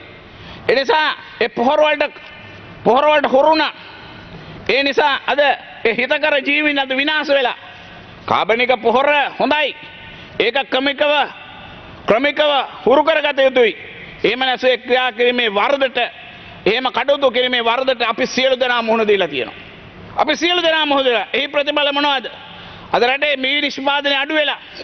අද පිට රටින් හාල් නැව එනකම් බලන් ඉන්න සිද්ධ වෙලා තියෙනවා. අද පිට රටින් මුං ඇට නැව එනකම් බලන් ඉන්න සිද්ධ වෙලා තියෙනවා. අද පිට රටින් කව්පිටික ගෙනකම් එන්න ඕන. අද වී නිෂ්පාදනය අඩාල වෙලා තියෙනවා. අඩු වෙලා තියෙනවා. ධාන්‍ය භෝග නිෂ්පාදනය අඩු වෙලා තියෙනවා. මේ රටේ මුං ඇට නිෂ්පාදනය අඩු වෙලා තියෙනවා. කව්පි නිෂ්පාදනය අඩු වෙලා තියෙනවා. මිනේරු නිෂ්පාදනය අඩු වෙලා තියෙනවා. අනිත් පැත්තෙන් අවුමිරිස් කීයද අද? වෙලිමිරිස් කීයද? අර්ථාපල නිෂ්පාදනය අඩු වෙලා තියෙනවා. මේ සඳහා නිෂ්පාදනය සඳහා අපි කඩිනම් වැඩපිළිවෙලක් ආරම්භ කරන්න ඕන. ඒ සඳහා අවශ්‍ය පොහොර ටික අපි රජය සපයලා දෙන්න ඕන. කවුරු බලේ හිටියත්. අද රටේ නැවත නිෂ්පාදන සංග්‍රාමයක්, වගා සංග්‍රාමයක් වහාම ආරම්භ කරන්න ඕන. තාම කෙටි කාලයකට. මේ සඳහා අපි ජනාධිපතිතුමා අවධානය යොමු කරන්න ඕන. ජනාධිපතිතුමා ඉල්ලා අස්සුනේ නැත්තම් මේ අය කියන විදිහට ඉල්ලා අස්සුනේ නැත්තම් අපි කොහොමද ඉවත් කළ යුත්තේ? ඒකට වැඩපිළිවෙලක් තියෙනවා. විශ්වාස භංග යෝජනාවක් ජනාධිපතිතුමාට ගෙනාව ජනාධිපතිතුමාට අයින් වෙන්න පුළුවන්ද? එනිකම් විහිළු කතා. රටේ ජනතාවගේ ජනප්‍රියතාවය දිනා ගන්න කතා. ඒකට විශේෂ වැඩපිළිවෙලක් දෝෂාභියෝගයක් ගෙන්න ඕන. දෝෂාභියෝගයක්. ඒ සඳහා 3-2ක ඡන්ද බලයක් ගෙනල්ලා මේ කියන චෝදනා ටික ඉදිරිපත් කළා. ඒක ශ්‍රේෂ්ඨාධිකරණයේ මතය ගෙනල්ලා 151 දෙනෙක් එක විරුද්ධ වෙන. ඒතුළම අයින් කරන්න පුළුවන් ඒක. එහෙම නැතුව ජනාධිපතිතුමා ඉවත් කරන්න ඉස්සෙල්ලා විශ්වාස භංග යෝජනා ගෙනල්ලා ඉවත් කරන්න බෑ. ඒ වගේම එහෙමනම් මොකද්ද කරන්න ඕන? අපේ අගමැතිතුමාට එන විශ්වාස භංග යෝජනාවට එතුමා ඉවත් වෙන්නේ නැත්නම් අපි සහයෝගය දෙන්න කැමති. හැබැයි අපිට දෙන පොරොන්දුව මොකද්ද? අපිට දෙන පොරොන්දුව මොකද්ද? සජිබේ අපිට කියන්න ඕන එතුමා ඉවත් වුණා මාණ්ඩුව අපි බාර ගන්නවා කියලා මේ සභාවේ පැහැදිලි ප්‍රතිඥාවක් දෙන්න ඕන. සජිබ් ප්‍රේමදාස මැතිතුමා ඒකට පැහැදිලි ප්‍රතිඥාවක් දෙන්න ඕන. එතකොට අනිත් පක්ෂත් එක්ක සාකච්ඡා කරලා හොඳයි ආණ්ඩුවත් එක්ක කැමති නම් අනිත් අයත් එක්ක එකතු වෙලා නම් මේ වගකීම් බාර ගන්නවා කියලා ප්‍රතිඥාවක් දෙන්න ඕන. ඒ නිසා රටේ ජනතාවගේ ඒ ජනමතය සඳහා මේ తాවකාලික ජනප්‍රියතාවය සඳහා කටයුතු කරන්නේ නැතුව මේවට සහය ඉල්ලලා අපිව නිකන් ඌල් වල දාන්න ලෑස්ති වෙන්න එපා. අපි විශ්වාස භංග යෝජනාවට ඡන්දය දෙනවා. හැබැයි ඡන්දය දෙන්න නම් මේ විශ්වාස භංග ඉදිරිපත් කරපු මිනිස්සු මේ മന്ത്രിවරු කරුණාකර රටට හෙළි කරන්න ඕන. අපි ඒ ඉවත් වීමෙන් පස්සේ ඒ වගකීම රටේ ජනතාවගේ වගකීම බාර ගන්නවයි කියලා ප්‍රතිඥාවක් දෙන්න නැතුව අපි මේ උගුල් වලට අහු කරන්න ලෑස්ති කරන්න එපයි කියන එක මම බොහොම වගකීමෙන් මේ අවස්ථාවේ කියනවා. ඒ නිසා ඒ සදා එකඟතාවයක් තියෙන්න ඕන. රජය සඳහා එකට අපි මැතිවරණ ගියා. මැතිවරණ ජයග්‍රහණය පස්සේ අපි නිකම්ම වුණා. අපි නිකම්ම වුණා. අපි දන්නවා අද පුත්තලම දිස්ත්‍රික්කය ගත්තම මේ ජනතා නියෝජිතයෝ බොහොම කලකිරීමෙන් ඉන්නේ ඇයි කියන එක. අපි දන්නවා කුරුණෑගල දිස්ත්‍රික්කය ගත්තම ආණ්ඩු පක්ෂයේ වැඩිපුර ජනතා නියෝජිතයෝ කලකිරීමෙන් ඉන්නේ ඇයි කියන එක. කළුතර දිස්ත්‍රික්කය ගත්තම ජනතා නියෝජිත ආණ්ඩුවත් එක්ක ඉන්න අය කලකිරීමෙන් ඉන්නේ ඇයි කියන එක. මහනුවර දිස්ත්‍රික්කය ගත්තම ජනතා නියෝජිත ආණ්ඩුවත් එක්ක කලකිරීමෙන් ඉන්නේ ඇයි කියන එක. මොණරාගල දිස්ත්‍රික්කයේ විජිත අපේ බේරුකට ඇමතුමා ඉන්නවා. එතුමා හෘද සාක්ෂියෙන් ඇහුවොත් ඇයි කලකිරීමෙන් ඉන්නේ කියන එක එතුමා හෘද සාක්ෂි කියයි. නමුත් රජයේ නියෝජිතයෙකුට එතුමාට ප්‍රකාශ කරන්න බෑ. මේ සමහර පත් කරගන්න දිස්ත්‍රික් නායකයෝ අනේ සියල්ලම යට කරලා Taman තමයි ලොක්කා මට ඕන විදිහට හිරපල්ලා බැරනම් ඵලයල්ලා යන න්‍යායෙන් කටයුතු කරනවා. අද ආණ්ඩුවට මේ තත්ත්වයට අනුපාඩ බයින්ඩ එන ප්‍රධාන හේතුව ඒක. මේ යථාර්ථය රජය අවබෝධ කරගන්න ඕන. මේ යථාර්ථය ජනාධිපතිතුමා අවබෝධ කරගන්න ඕන. මේ යථාර්ථය අගමැතිතුමා අවබෝධ කරගන්න ඕන. ඒ නිසා එක්කෙනෙකුට දෙන්නෙකුට උවමනා විදියට නිලධාරීන් හසුරවන්න, එක්කෙනෙක්ට දෙන්නෙකුට ඕන විදියට ආරක්ෂකයන්ස හසුරවන්න කටයුතු කිරීමේ ප්‍රතිඵල අද භුක්ති විඳින්න වෙලා තියෙනවා. ජයගල්ල දිස්ත්‍රික්කයේ තරුණයෙක් මිය ගියා. ඊට දින 5කට ඉස්සෙල්ලා මම ජනාධිපතිතුමාට කිව්වා සාකච්ඡාවේදී පොලිස්පතිතුමාට විනය ආරක්ෂා කරන්න වගකීම දෙන්න. තුමාට බලපෑම් කරන්න දෙන්න එපා. විනයානුකූලව හැසිරෙන්නේ නැති මිනිස්සුන්ට ඒක හසුරවන්න පොලිස්පතිවරයා පඹයක් කරලා තිබුණේ. ජ්‍යෙෂ්ඨ පොලිස් අධිකාරිවරයා සම්බන්ධ විවිධ චෝදනා ආවා. ගරු තාරක බාලසූරිය ඇමතුමා දන්නා ඇති. මේක ඇත්ත අපි කතා කරමු. ඒ ජ්‍යෙෂ්ඨ පොලිස් අධිකාරිවරයා අපිට තොරතුරු ලැබුණ තුමා දවල් 2 වෙනකොට හොඳටම බීලා ඉන්නවායි කියන එක. මේක තමයි ඇත්ත. මේක තමයි යථාර්ථය. අද ඒක පොලිසිය විනයක් නැතු වුණා. එහෙම හැසිරෙන පුද්ගලගේ ක්‍රියාදාමයේ ප්‍රතිඵලය අද ඒ අභාග්‍ය සම්ප ඉරණමට ඒ අපහසයට රජයට අපවාදයට ලක් වෙන්න සිදු වුණා. ඒ නිසා අපි සියලු දෙනාම මතක් කරන්න ඕන. අද විනයක් නැතුව Honorable Minister. මම මුලින් කිව්වා වගේ ඔබතුමා මගේ නම කියපු නිසා ගරු මූලස් අරුඩ මන්ත්‍රීතුමනි මේ පොලිසිය හිටපු නිලධාරීතුමා බීලා හිටියද නැද්ද කියලා මම දන්නේ නැහැ. ඒ වගේම මම හිතන්නේ මේ සභාවෙත් ඔබතුමා හරියට දන්නේ නැත්නම් වගකීමෙන් ප්‍රකාශ කරන එක බොහොම හොඳයි. හරි. මම වගකීමෙන් කරුණු කියන්නේ ඔබතුමාට තොරතුරු ලැබෙන්නේ නැtei කියලා මම විශ්වාස කරනවා කියලා මම කිව්වේ. ලැබුණේ නැත්නම් ඔබතුමා ලැබුණේ නැහැ කියන්නේ. Honorable Minister. එතුමා වගකීමෙන් කියනවා නම් කොහොමද එතුමා දැනගත්තේ කියන එකත් ප්‍රකාශ කරොත් බොහොම හොඳයි මිස්ටර්. මම දන්නා පොලිස් නිලධාරීන් සියලු දෙනාම ඕක ඔබතුමාට ගයගල්ල ඉඳලා ඔබතුමාට ඕක ඇහෙන්න දැනෙන්නේ නැත්නම් මොනරාගල ඉන්න මට ඒ හිටපු SSB වරයා දෙකෙන් පස්සේ හොඳටම බීපත් හැසිරෙනවා කියලා ඔබතුමාට මේක දැනෙන්නේ නැත්නම් තේරෙන්නේ නැත්නම් ඔබතුමා ඇමතිවරයෙක්ද කියන එක මට ලැජ්ජාවක් තියෙන කතා කරා. හරි. මට ඒක ගැන කතා කරන්න මට ඊට වඩා කාලය දෙන්න බෑ ඇමතුමා. Honorable Minister, we can't go for a debate on this. You're going to be speaking next on this. You're going to be actually, Honorable Minister, you are a speaker in this debate today.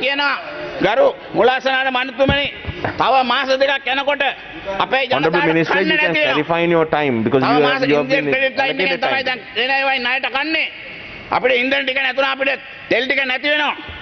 Honorable Member, you have 2 more minutes. Okay. තව මාස දෙකක් යනකොට යන තත්ත්වයට මුහුණ දෙන්න සියලු දෙනාම සිද්ධ වෙනවා. අපි මේ කයිවාරු ගහලා අපේ වාසියට කතා කරලා වැඩක් නැහැ. සමහර ස්ථානවල හොරකම් සිද්ධ වෙනවා. මොනවද හොරකම් කරන්නේ? මට අර දුෂ්කර ගම්මාන අපේ දිස්ත්‍රික්කේ ගම්මානවල මට කියනවා අනේ සර් පොඩි හොරකම් සිද්ධ වෙන්නේ. මම මොන වගේ හොරකම්ද? සාධාරණ හොරකම් වෙන්නේ. මොනවද සාධාරණ හොරකම්? හාල් කිලෝ 10ක් තියෙන ගෙදරකින් ගියාම බොහොම සාධාරණව කල්පනා කරලා හාල් කිලෝ 2යි උස්සගෙන යන්නේ. පොල් ගෙඩි 4ක් තියෙනකොට පොල් ගෙඩියක් උස්සන් යනවා. ගම්වලද තත්ත්වය අර මිනිස්සුන්ගේ දරිද්‍රතාවයෙන් පේනවා. ඒ නිසා මෙන්න මේවා ගැන අපි කටයුතු කරන්න ඕන. මේ කල්පනා කරලා බලන්න ඕන. මිනිස්සුගේ කටයුතු කරන්න. පාරවල් කාපට් කරා. හොඳයි වැඩේ. ඒ පාපට් කිරීමේ පරමාර්ථය මොකද්ද? පාර හදනකොට පස්තිය කාපන්න දෙන්නේ ගමේ පොහොට්ටුවේ ප්‍රාදේශ සභා මන්ත්‍රීට. ගමේ ප්‍රාදේශ සභා මන්ත්‍රීට. ආසනයේ සංවිධායකවරයාට. සංවිධායකවරයා නමය පුද්ගලයෙක් නම් කරන අයට මෙයා බොරු නෙවෙයි. මම ඕනනම් ඔප්පු කරන්න කැමතියි. ඉතින් අපි අද මේ පාරවල් හදනකොට වැඩියෙන්ම කරේ පස් කැපීමේ කොන්ත්‍රාත්තු ලැබලා දෙන්න. බලන්න හදපු පාරවල්. ওই පාරවල් මාර්ග ලක්ෂයක් තියෙන පාරවල් වල සමීක්ෂණයක් කරලා බලමු. පාරවල් කීයක් පුපුරලාද කියලා. පාරවල් කීයක් විනාශ වෙලාද කියලා කල්පනා කරලා බලමු. මම විශේෂයෙන්ම මේ මතක් කරන කාර්යවල එක්ක බලනකොට අද බිත්තරයක් කීයද? අද බිත්තරයක් රුපියල් 30යි 35යි. මොකද්ද හේතුව? අද ඒ සඳහා බඩේරු ගුණය මොනරාගල දිස්ත්‍රික්කයේ කොටියාගල පැත්තේ අක්කර 100 හමාර අක්කර 50000 60000 බඩේරුඟු වගා කරන මිනිස්සුන්ට අද යූරියා ටික නැහැ. අනිත් පැත්තෙන් ඒ ඉඩම් වල වගා කර මිනිස්සු එළියට දැම්මා. ඒවට හොයලා බලලා කටයුතු කරන්න මිනිහෙක් නැහැ. ඒ නිසා අද අනිත් පැත්තෙන් බඩේරුඟු නිෂ්පාදනය අඩු වෙලා අද බඩේරුඟු රටින් ගේන්න එනවා. ඒ සඳහා සල්ලි යන්නේ ඩොලර් වලින්. මේ රටේ නිෂ්පාදනය කරගන්න පුළුවන් දේවල් ටික අද නැති කරගත්තා. ඒවා තමයි අපිට මුක්ති විඳින්න වෙලා තියෙන්නේ. පැල්වත්ත සීනි සමාගම අපි ජනාධිපතිතුමාට ස්තුතිවන්ත වෙනවා. එතුමා ප්‍රතිපත්තිය තීරණයක් ගත්තා. පිටරටින් ආනයනය කරන එතනෝල් ඒ ආනයනය නතර කරන්න. ඒ ප්‍රතිඵලයක් හැටියට එතනෝල් වල මිල වැඩි කරගන්න හැකියාව ලැබුණා. ලංකා සීනි සමාගමේ පැල්වත් ඒකකේ ලංකා සීනි සමාගමේ හිඟුරාණ ඒකකේ සෙවණගල ඒකකේ ඒ නිෂ්පාදනය ආම ඒ ලාභ හැටියට බැන්නා. 290 එතනෝල් ලීටරය 550ට වික්කා. ඒක ලාභ පෙන්නන ගමන් අනිත් පැත්තෙන් හොරකම් හිටගෙන හොරකම් කරේ බරපතල තත්ත්වයේ වංචා සිද්ධ වෙනවා. ඒකයි නිෂ්පාදනය කරන උග්ගවියට මිලක් හරියට හම්බෙන්නේ නැහැ. හැබැයි ඇතුලේ ඉන්නේ හොරු ටික ඒගොල්ලෝ හොරකම් කරනවා. ඒ විනාශය කරයි ආයතන ගෙනියනවා. Honorable member, please wind up. Give me 1 minute. මේ සඳහා අපි අවස්ථා කීපයකම කරුණු ඉදිරිපත් කරා. මම ජනාධිපතිතුමාට කිව්වා මම මේ සම්බන්ධව ඒ හිටපු විෂය බාර ඇමතුමාට කිව්වා. ඒ පැල්වත්ත සීනියර් එකේ ඉන්නෝ ප්‍රධාන මෙහෙයුම් නිලධාරිවරයෙක්. එතුමා යහපාලන රාජ්‍ය කාලේ කොතනද හිටියේ? ITN එකේ සභාපතිතුමියක් පත් කරා. ඒ කාලේ ඒ සභාපතිතුමිය ගෙනාව අලෙවි කළමනාකාරව හැටියට කෝප් කමිටුවේ සභාපතිතුමා දන්නවා වැරදි විදියට ගෙනල්ලා කටයුතු කරා. හැබැයි ආණ්ඩුව මාරු වෙන ටයි එකත් මාරු කරගෙන ඇවිල්ලා අද මෙහෙයුම් නිලධාරියට කටයුතු කරනවා. ඒ පළාතේ ආයතන දෙන ගස් ටික කපනවා. Please wind up. Okay. මේ ගස් ටික කපනවා විනාශ කරනවා. මේ විනාශ කරා ගෙනෙනවා. අහිංසක මිනිස්සුන්ට උක්මිල වැඩි කරන්න බෑ. මුන්ගේ නාස්තිය දූෂණය.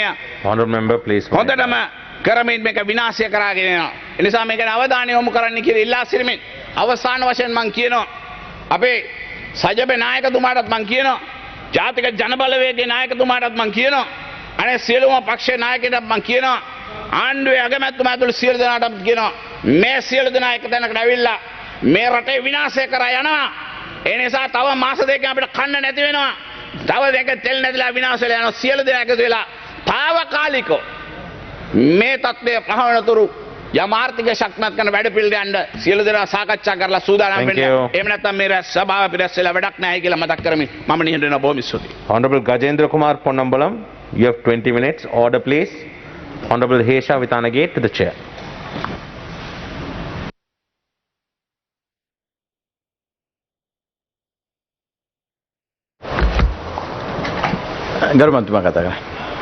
I thank you, Honourable Presiding Member. Of my 20 minutes, I don't think I'll take all of it.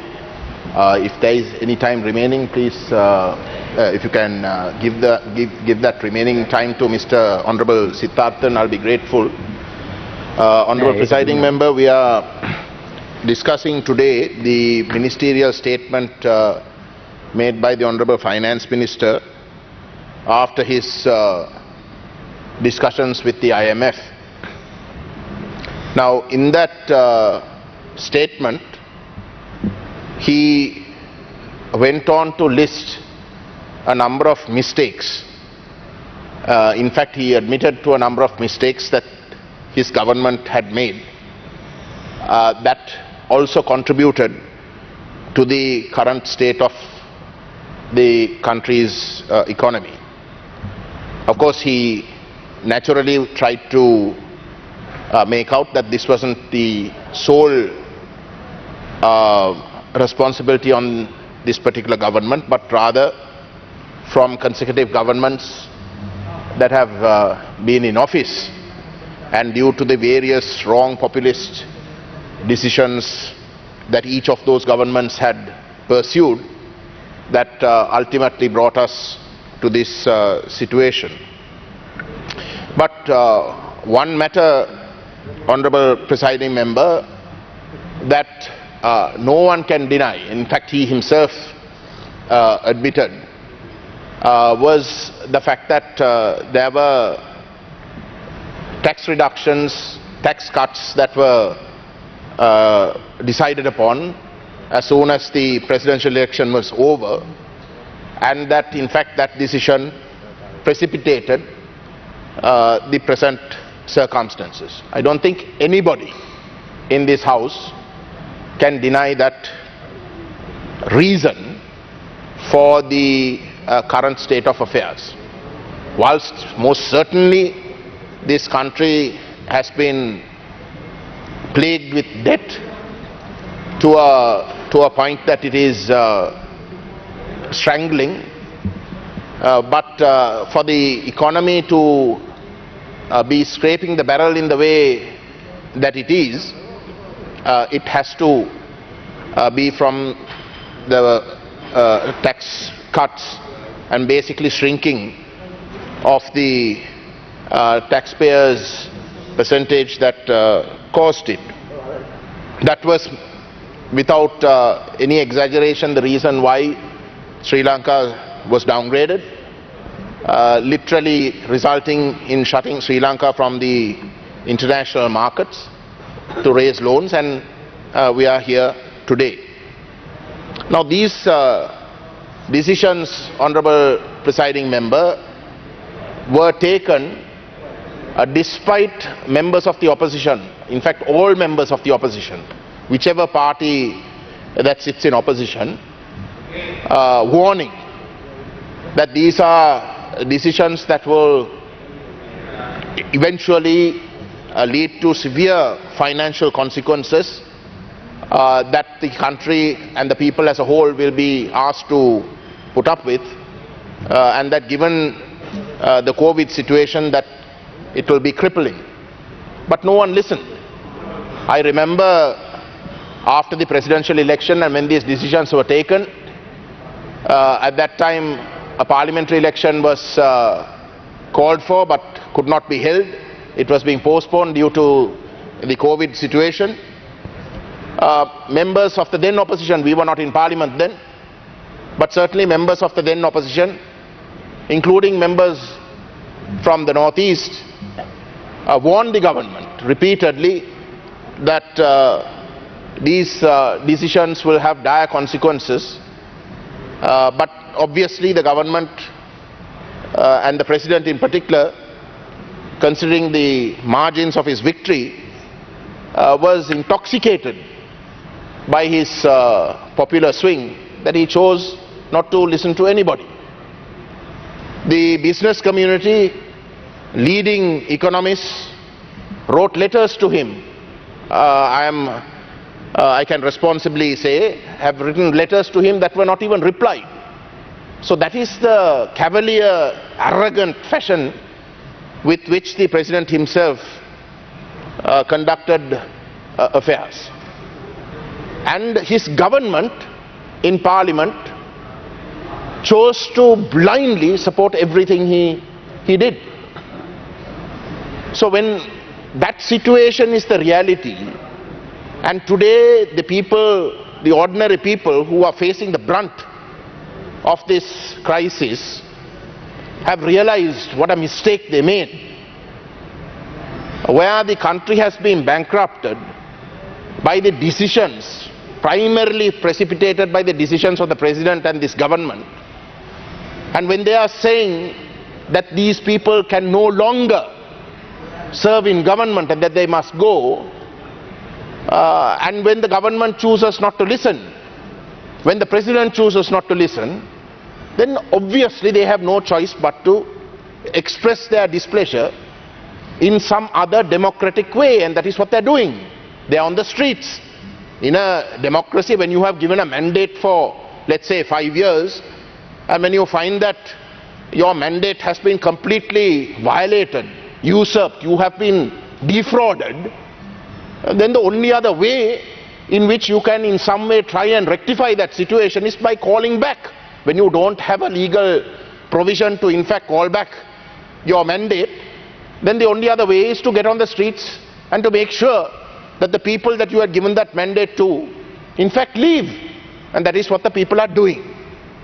Now when that is happening, we are here in parliament carrying on a drama.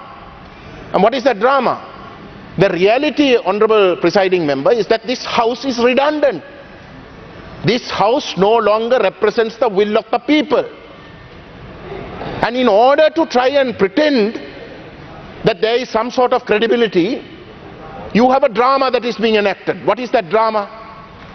That is that some of these 2/3 members that belong to the government, until not about 3 or 4 weeks ago, were the strongest allies of the president and this government, blindly supporting, violently supporting. If their words can be put into physical practice, then that is violence. That is the nature with which they back the president and the government.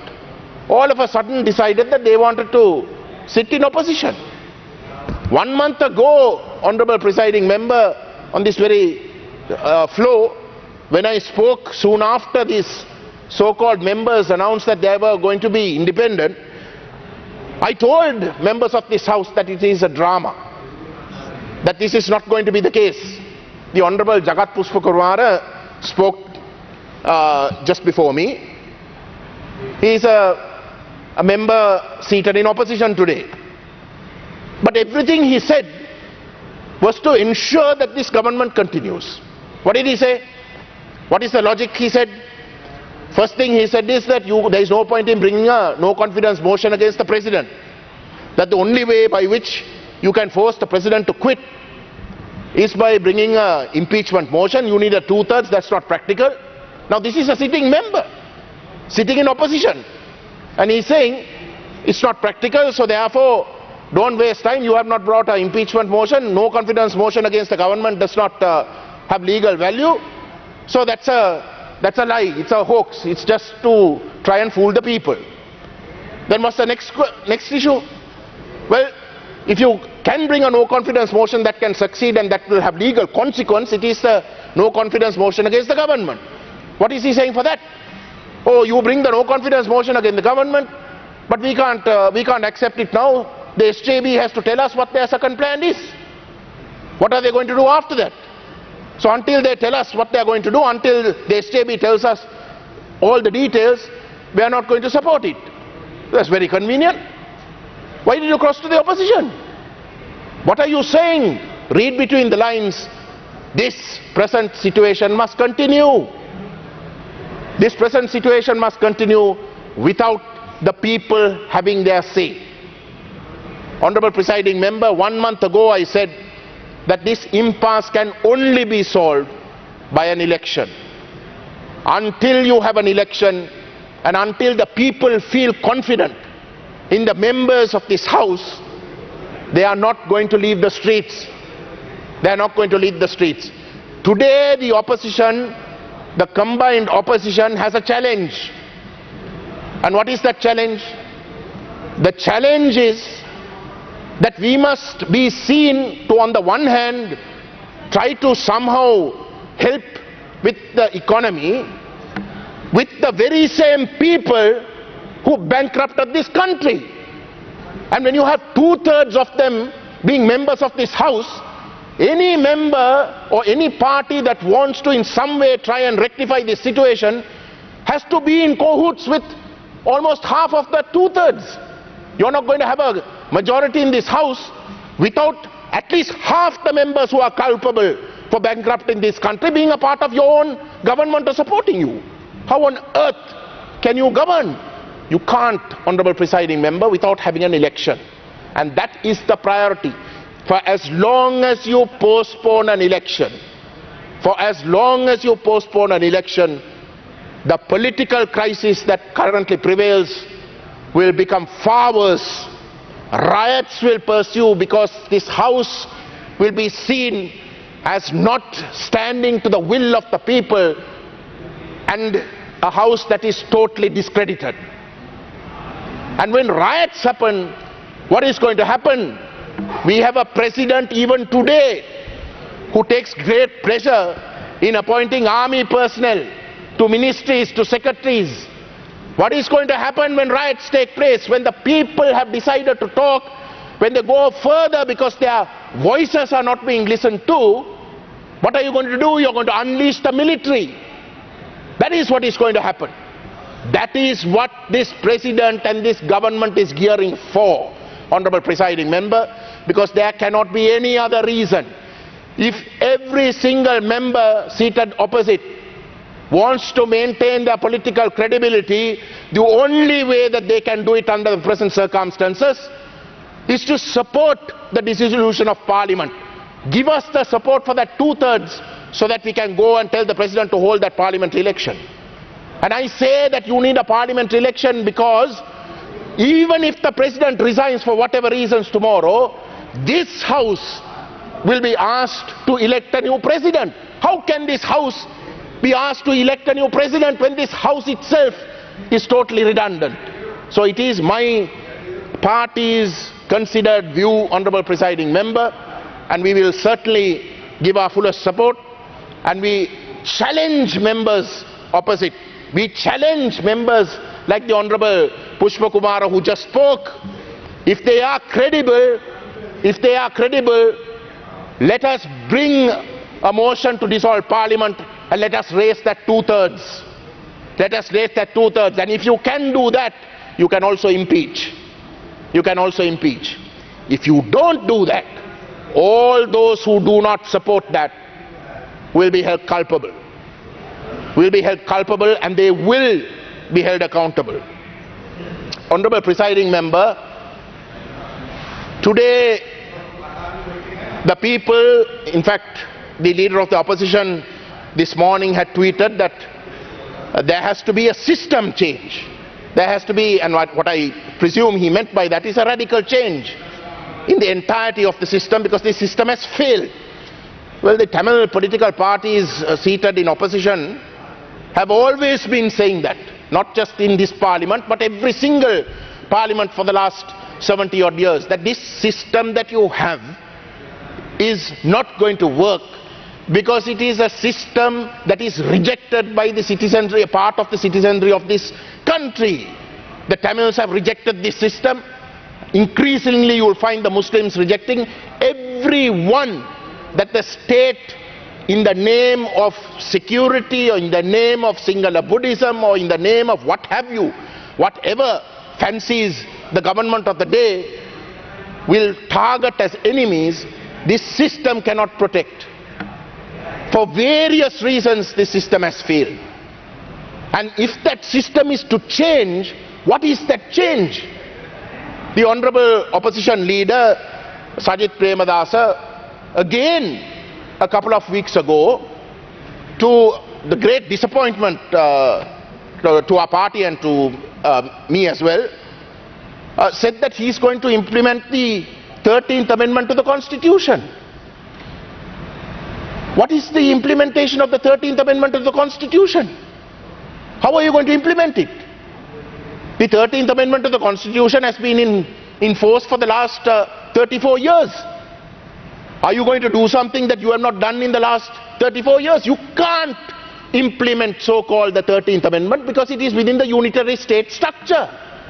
For as long as you remain within the unitary state structure, you cannot devolve power. That is, everyone knows that.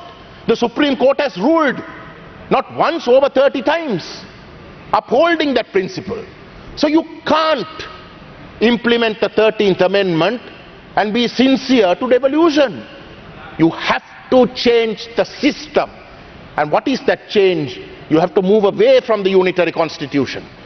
Now I am raising this issue, Honourable Presiding Member, in this debate with regards to the IMF and with regards to this political financial crisis for a reason.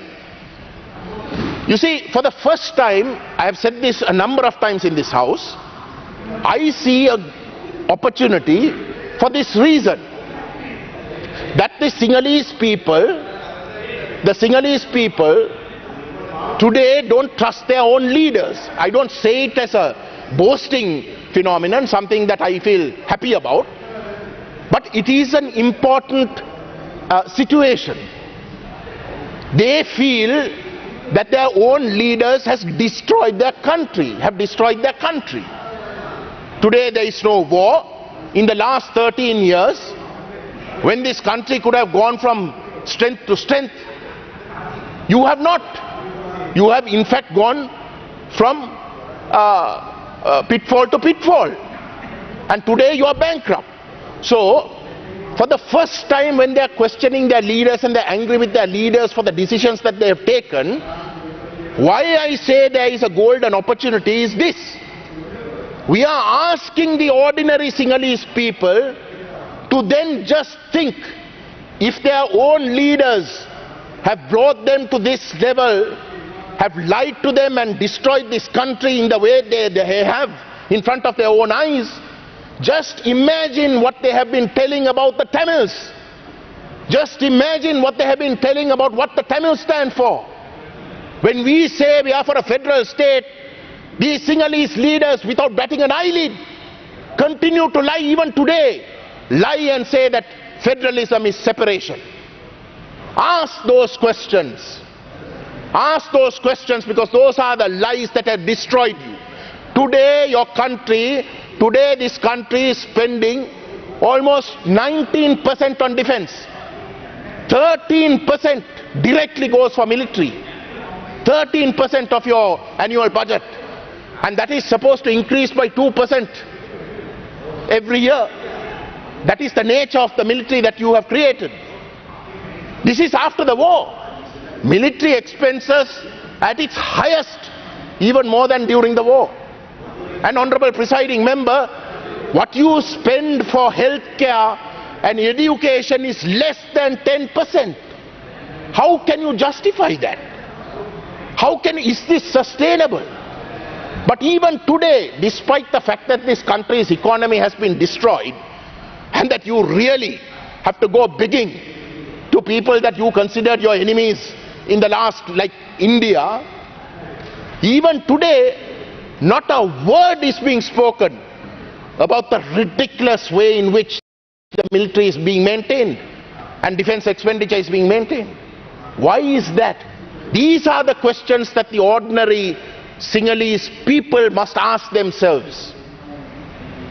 If they can be lied to in front of their own eyes in the way that they have been, just imagine the lies that these leaders have told about the Tamils, about what the Tamils are asking for. And if they don't ask that, if they don't ask those questions, and if they don't make the right decisions in that election that we say must happen, then nothing can save this country, honorable presiding member. And as far as I'm concerned, that will be the last chance. That will be the last chance. When my father was assassinated by the Chandrika Kumartunga government, honorable presiding member, members of my family who had settled abroad, please wind up. Members of my family who were settled abroad asked me and my family, my mother and my sister, to come abroad, to declare asylum and to come abroad. But despite the fact that my father was assassinated, something in me, despite all the evidence to say that this system is not going to be changed, something in me said that it is the leaders that are at fault, that the Sinhalese people have not been told the truth, that one day if they actually can have an opportunity to know the truth, that they might change the right, take the right decision. That is that moment that I thought then has come. And if this opportunity, in this moment, if the Sinhalese people don't open their eyes, and if they don't accept the fact that Sri Lanka is not just for the Sinhala Buddhists, that it is for the Tamils, it is for the Muslims, and it is for the upcountry Tamils and the Burghers and whoever. Please wind up. If you don't change the system accordingly to recognize that there is the Sinhala speaking nation and the Tamil speaking nation in this country, and if you don't change that system to one of a federal nature, then this country will fail. It will fail because you will have to continue your defense expenditure. It will fail because a newer diaspora, a newer Tamil society, a more modern society will find modern ways of trying to undermine the state, because they consider the state as the entity that is against them, that is against their right. All this while we can say that it is the leaders. But today, when the Sinhalese people themselves in front of their own eyes have realized that they have been hoodwinked, they have been lied to, they have been defrauded by their own leaders, there is no way that they can now turn around and tell that the Tamils have not been wrong. If they are in fact going to turn around and say that the Tamils have not been wronged, then there is a racist agenda. And I sincerely hope, honorable presiding member, as an individual who was born and bred in Colombo in the south, as an individual who has some of my closest friends as being Sinhalese Buddhists, time is up. and with whom I have a lot of closeness. I sincerely hope that last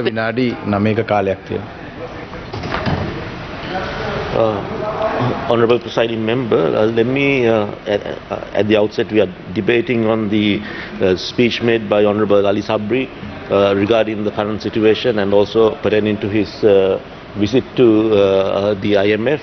But at the outset, let me congratulate on my friend Honorable Gajendra Ponnambalam on his speech. I think he made certainly very valid points. I certainly agree with him that we really need to look at how the country is being governed, and if a new constitution is in order, certainly we can look at a new constitution. But I also do believe that we need to work within the framework of the existing constitution if we are to look at constitutional changes.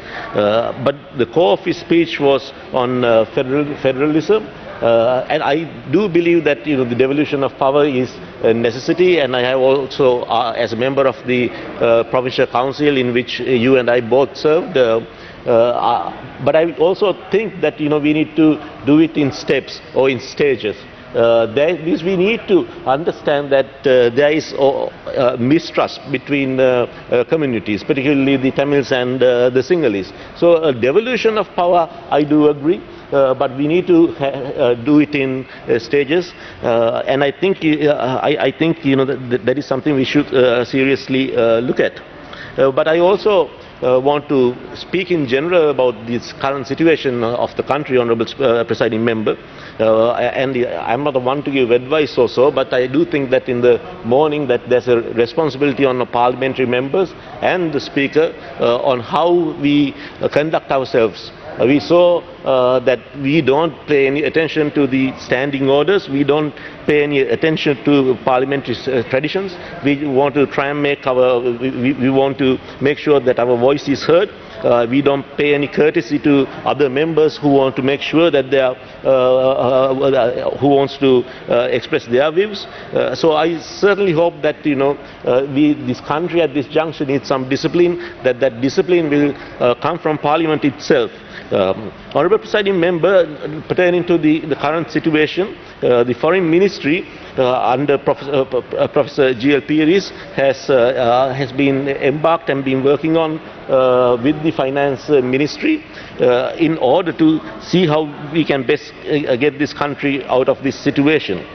We have approached friendly countries bilaterally, seeking help in bridging finance and in areas such as in assistance to provide us with medicine and other necessities which prevail.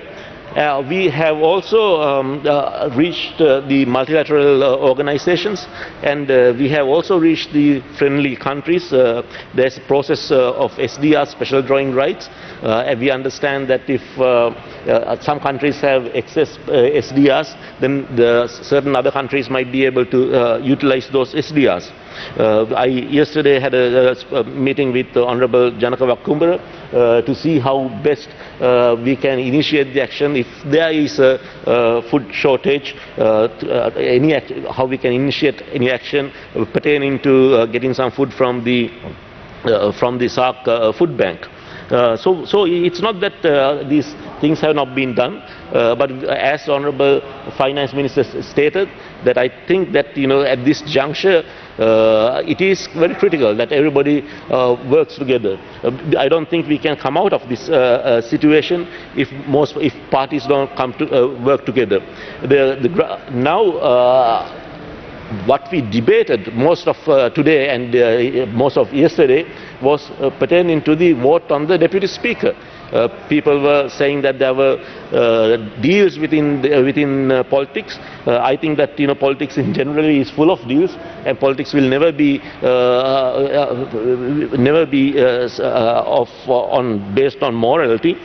So pertaining to our position pertaining to selecting the Deputy Speaker was that we had already given that position to the SLFP, and we took the position that if SLFP nominates any candidate, that we will not oppose that. But we know that perfectly. We are perfectly aware that the SLFP wants to conduct themselves in the opposition, and we are completely all right with that. And as pertaining to the confidence of whether the Prime Minister enjoys the confidence of this House, I think no confidence motion has been put forward. So I think we should take the no confidence motion into debate sooner rather than later.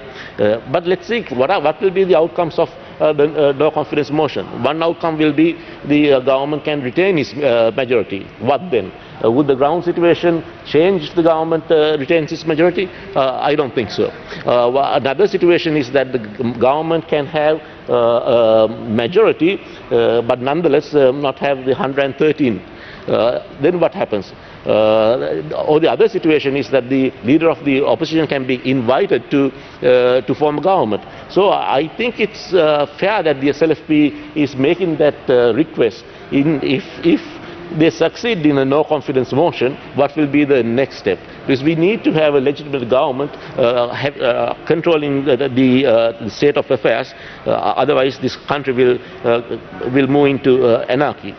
I also think that there is a parliamentary responsibility at this juncture. The Honourable Speaker can discuss with the party leaders and maybe have some parliamentary committees to see how we can bring dollars into this country, or how we can send people overseas, so we can take all these measures there.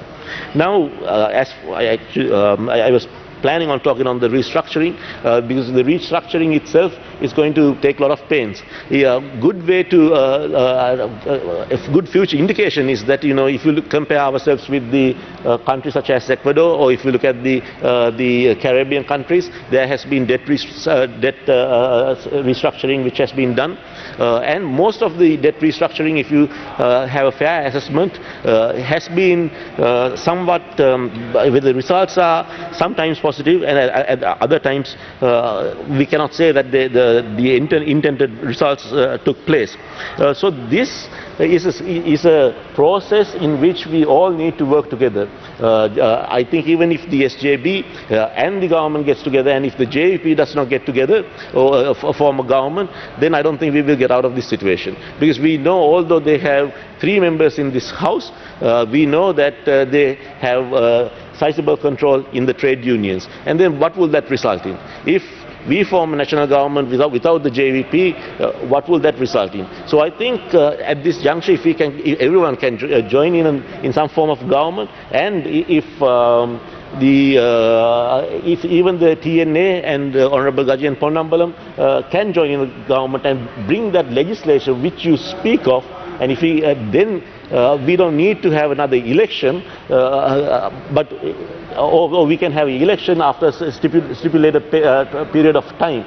But at this juncture, going for an election might not be the most practical solution. The election itself costs something of to the amount of 10 billion rupees. Do we have the resources to go to the election is also a question. So I think we need not wait. We can bring these the legislative changes which the people are talking about. If anybody who can command the majority of this house, Honourable Prime Minister has said that he will be more than glad to resign. But if he resigns, what next? If he resigns, what next? So all I'm asking from the opposition members and the government members is that we need to face this situation with a plan. Thank you for your time. Suti. මීළඟට ගරු hectare අප්පුහම් මන්ත්‍රීතුමා ඔබතුමාට විනාඩි 7ක කාලයක් තියෙනවා. මුලාසනය බවන ගරු මන්ත්‍රීතුමනි, විශේෂයෙන්ම අද වෙලාව ලබා දුන්නට කතාවක් කරන්න නෙමෙයි බලාපොරොත්තු වෙන්නේ. කතා කර ඉන්න වෙලාවක් නෙමෙයි මේක. මොකද හේතුව රටේ මිනිස්සු සියලු දෙනාම එළියට බහැලා මේ මිනිස්සුත් ගුටි කනවා.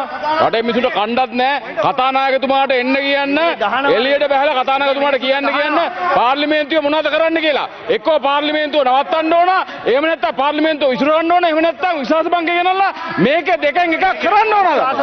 මේ මේ රටේ කරන්න ඕන වෙලාව. කතානායකතුමාට එන්න කියන්නේ. ඇවිල්ලා කියන්නේ මොකද්ද කරන්න කියලා. කතානායකතුමාට එන්න කියන්නේ. මිනිස්සුන්ට ගහන යන්නේ වැඩේ. කතානායකතුමාට මෙතෙන්ට එන්න කියන්නේ. අපි හැම දෙනෙකුටම අවස්ථාව දෙන්න හැම දෙනෙකුටම කතා කරන්න. අදහස ගන්න අනිත් අය උන් අදහස අරගන්න. මොකද්ද කරන්න කියලා අනිත් අයට වෙලාව ආවෙන්න බෑ. වෙලාව දෙන්න. කතා කරන්න කියලා. කතානායකට එන්න කියන්න. කාලේ දීලා මේ අනිත් අයට ඉඩ දෙන්න. මේ බයිලා කතා කරගෙන ඉන්න බෑ පාර්ලිමේන්තුවේ. මේ බයිලා කියන වෙලාවක් නෙවෙයි. රටේ ප්‍රශ්න විසඳෙන්න ඕන. ඔය විසඳ බංගේ. මොනවද කියන්නේ? පොයින්ට් දෙන්න පොයින්ට් ඔෆ් ඕඩර් එතුමාට. මගේ වෙලාවෙන් දෙන්න. මගේ වෙලාවෙන් දෙන්න.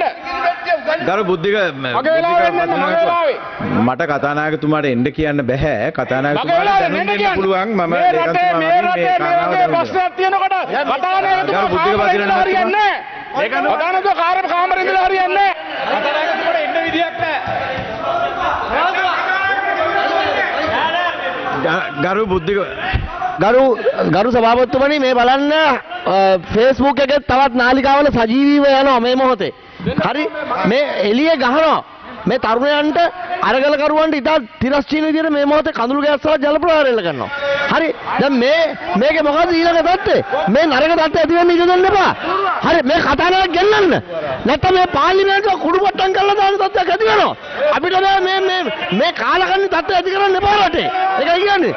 ඒ නිසා මේ රටේ වෛරයක් ඇති වෙලා තියෙන දැනටමත් ඒ වෛරයට බාධා වෙලා තියෙන තත්ත්වය ඇති කරන්න. කතානායකන වගකීම් හැමදෙරුනේ පළවෙනි පේලි දෙක තුන එක එක්කනේ මොකද්ද මේ තත්ත්වය? ඒ නිසා ගරු මූලාසනාරුට සභාපතිතුමනි කරුණාකරලා කතානායක ගෙන්නන්න. මේ වගකීම් හැමදෙරු ගෙන්නන්න. මේ මොහොතේ මේ සියලු දෙනාට බලන්න පුළුවන්. මන්ත්‍රීතුමාලා වාඩි වෙලා මන්ත්‍රීතුමාලා වාඩි වෙලා කතා එක මන්ත්‍රීවරයෙක් කතා කරන්න. ගරු මන්ත්‍රීතුමාලා වාඩි වෙලා එක මන්ත්‍රීවරයෙක් කතා කරන්න. ගරු ජේ.සී. අලවතුරු මන්ත්‍රීතුමා. ගරු මූලාසන මන්ත්‍රීතුමනි දැන් ඇත්තටම මේ තත්ත්වය තුළ පාර්ලිමේන්තුවේ අපි කතා කරනව නෙමෙයි අපි කතානායකතුමා බාර දීලා තියෙන විශ්වාසභංග දෙකක් ජනාධිපතියට විරුද්ධවත් ඒ වගේම ආණ්ඩුවට විරුද්ධවත් අපිට අද පක්ෂ නායක රැස්වීමේදී ලබා දීලා තියෙන පිළිතුරු අපිට සායමිකටවත් වෙන්න බෑ අද එළියේ ජනතාව ඇවිල්ලා මේ වෙනකොට එයාලට කඳුළු ගෑස් ගන්නවා පහර දෙනවා අපිට අවශ්‍යයි වෙලාවක් අපිට දිනයක් අවශ්‍යයි අපි කතානායකතුමා ඉල්ලන්නේ අපිට අවශ්‍යයි දිනයක් කවද්ද මේ විශ්වාසභංගේ සාකච්ඡා කරන්නේ ලබන සතිය දිගටම පාර්ලිමේන්තුව තියලා මේක සාකච්ඡා කරන්න එළියේ ඉන්න ජනතාවට රටේ ජනතාවට අපි විසඳුමක් දෙන්න ඕනි මේ පාර්ලිමේන්තුව රැස් වෙලා වැඩක් වෙන්නේ නැහැ නැත්තම් මම කතානායකතුමා දෙන්න ගරු හරින් ප්‍රනාන්දුමන්තුමා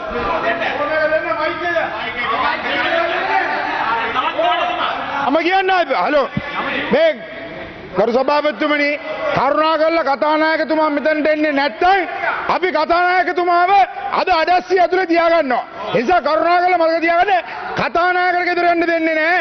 කරුණාකරලා විශ්වාස භංගෙට දවස දෙනකන් මිනිසුන් අපි ඇතුළට ගේනවා. මේ පාර්ලිමේ අද ඇවිල්ලා කියනවා මයික් එකේ කියනවා මෙන්න මුංගේ ෆොටෝ මේ බලන්න මුන් කතා කරන්නේ නැටි මෙච්චර රටේ මිනිසුන්ට ගානවා මුන් කැමති එකට ගරු සභාපතිතුමනි කතානායකතුමා ගෙන්නන්න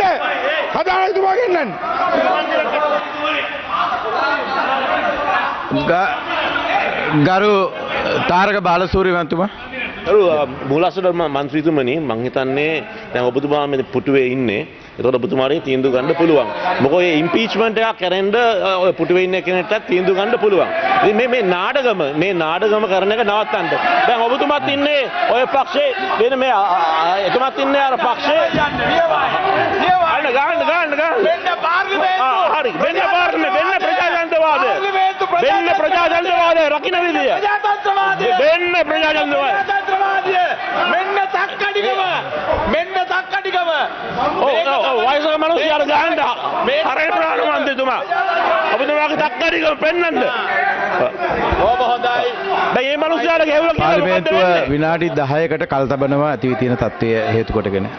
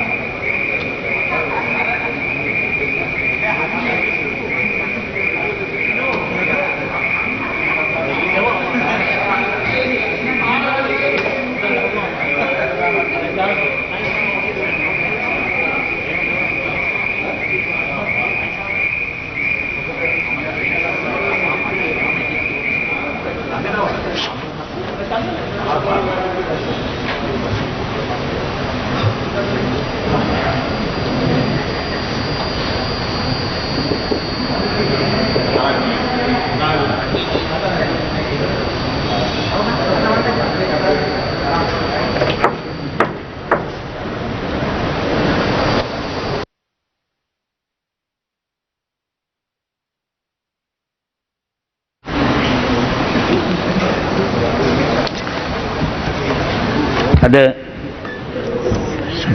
මොහොතකට කලින් ඇති වුණු මේ සිද්ධියේදී අපි කතා වුණු පරිදි ලබන සඳුදා පෙරවරු 10ට පක්ෂ නායක රැස්වීමක් අපි කැඳවලා තියෙනවා.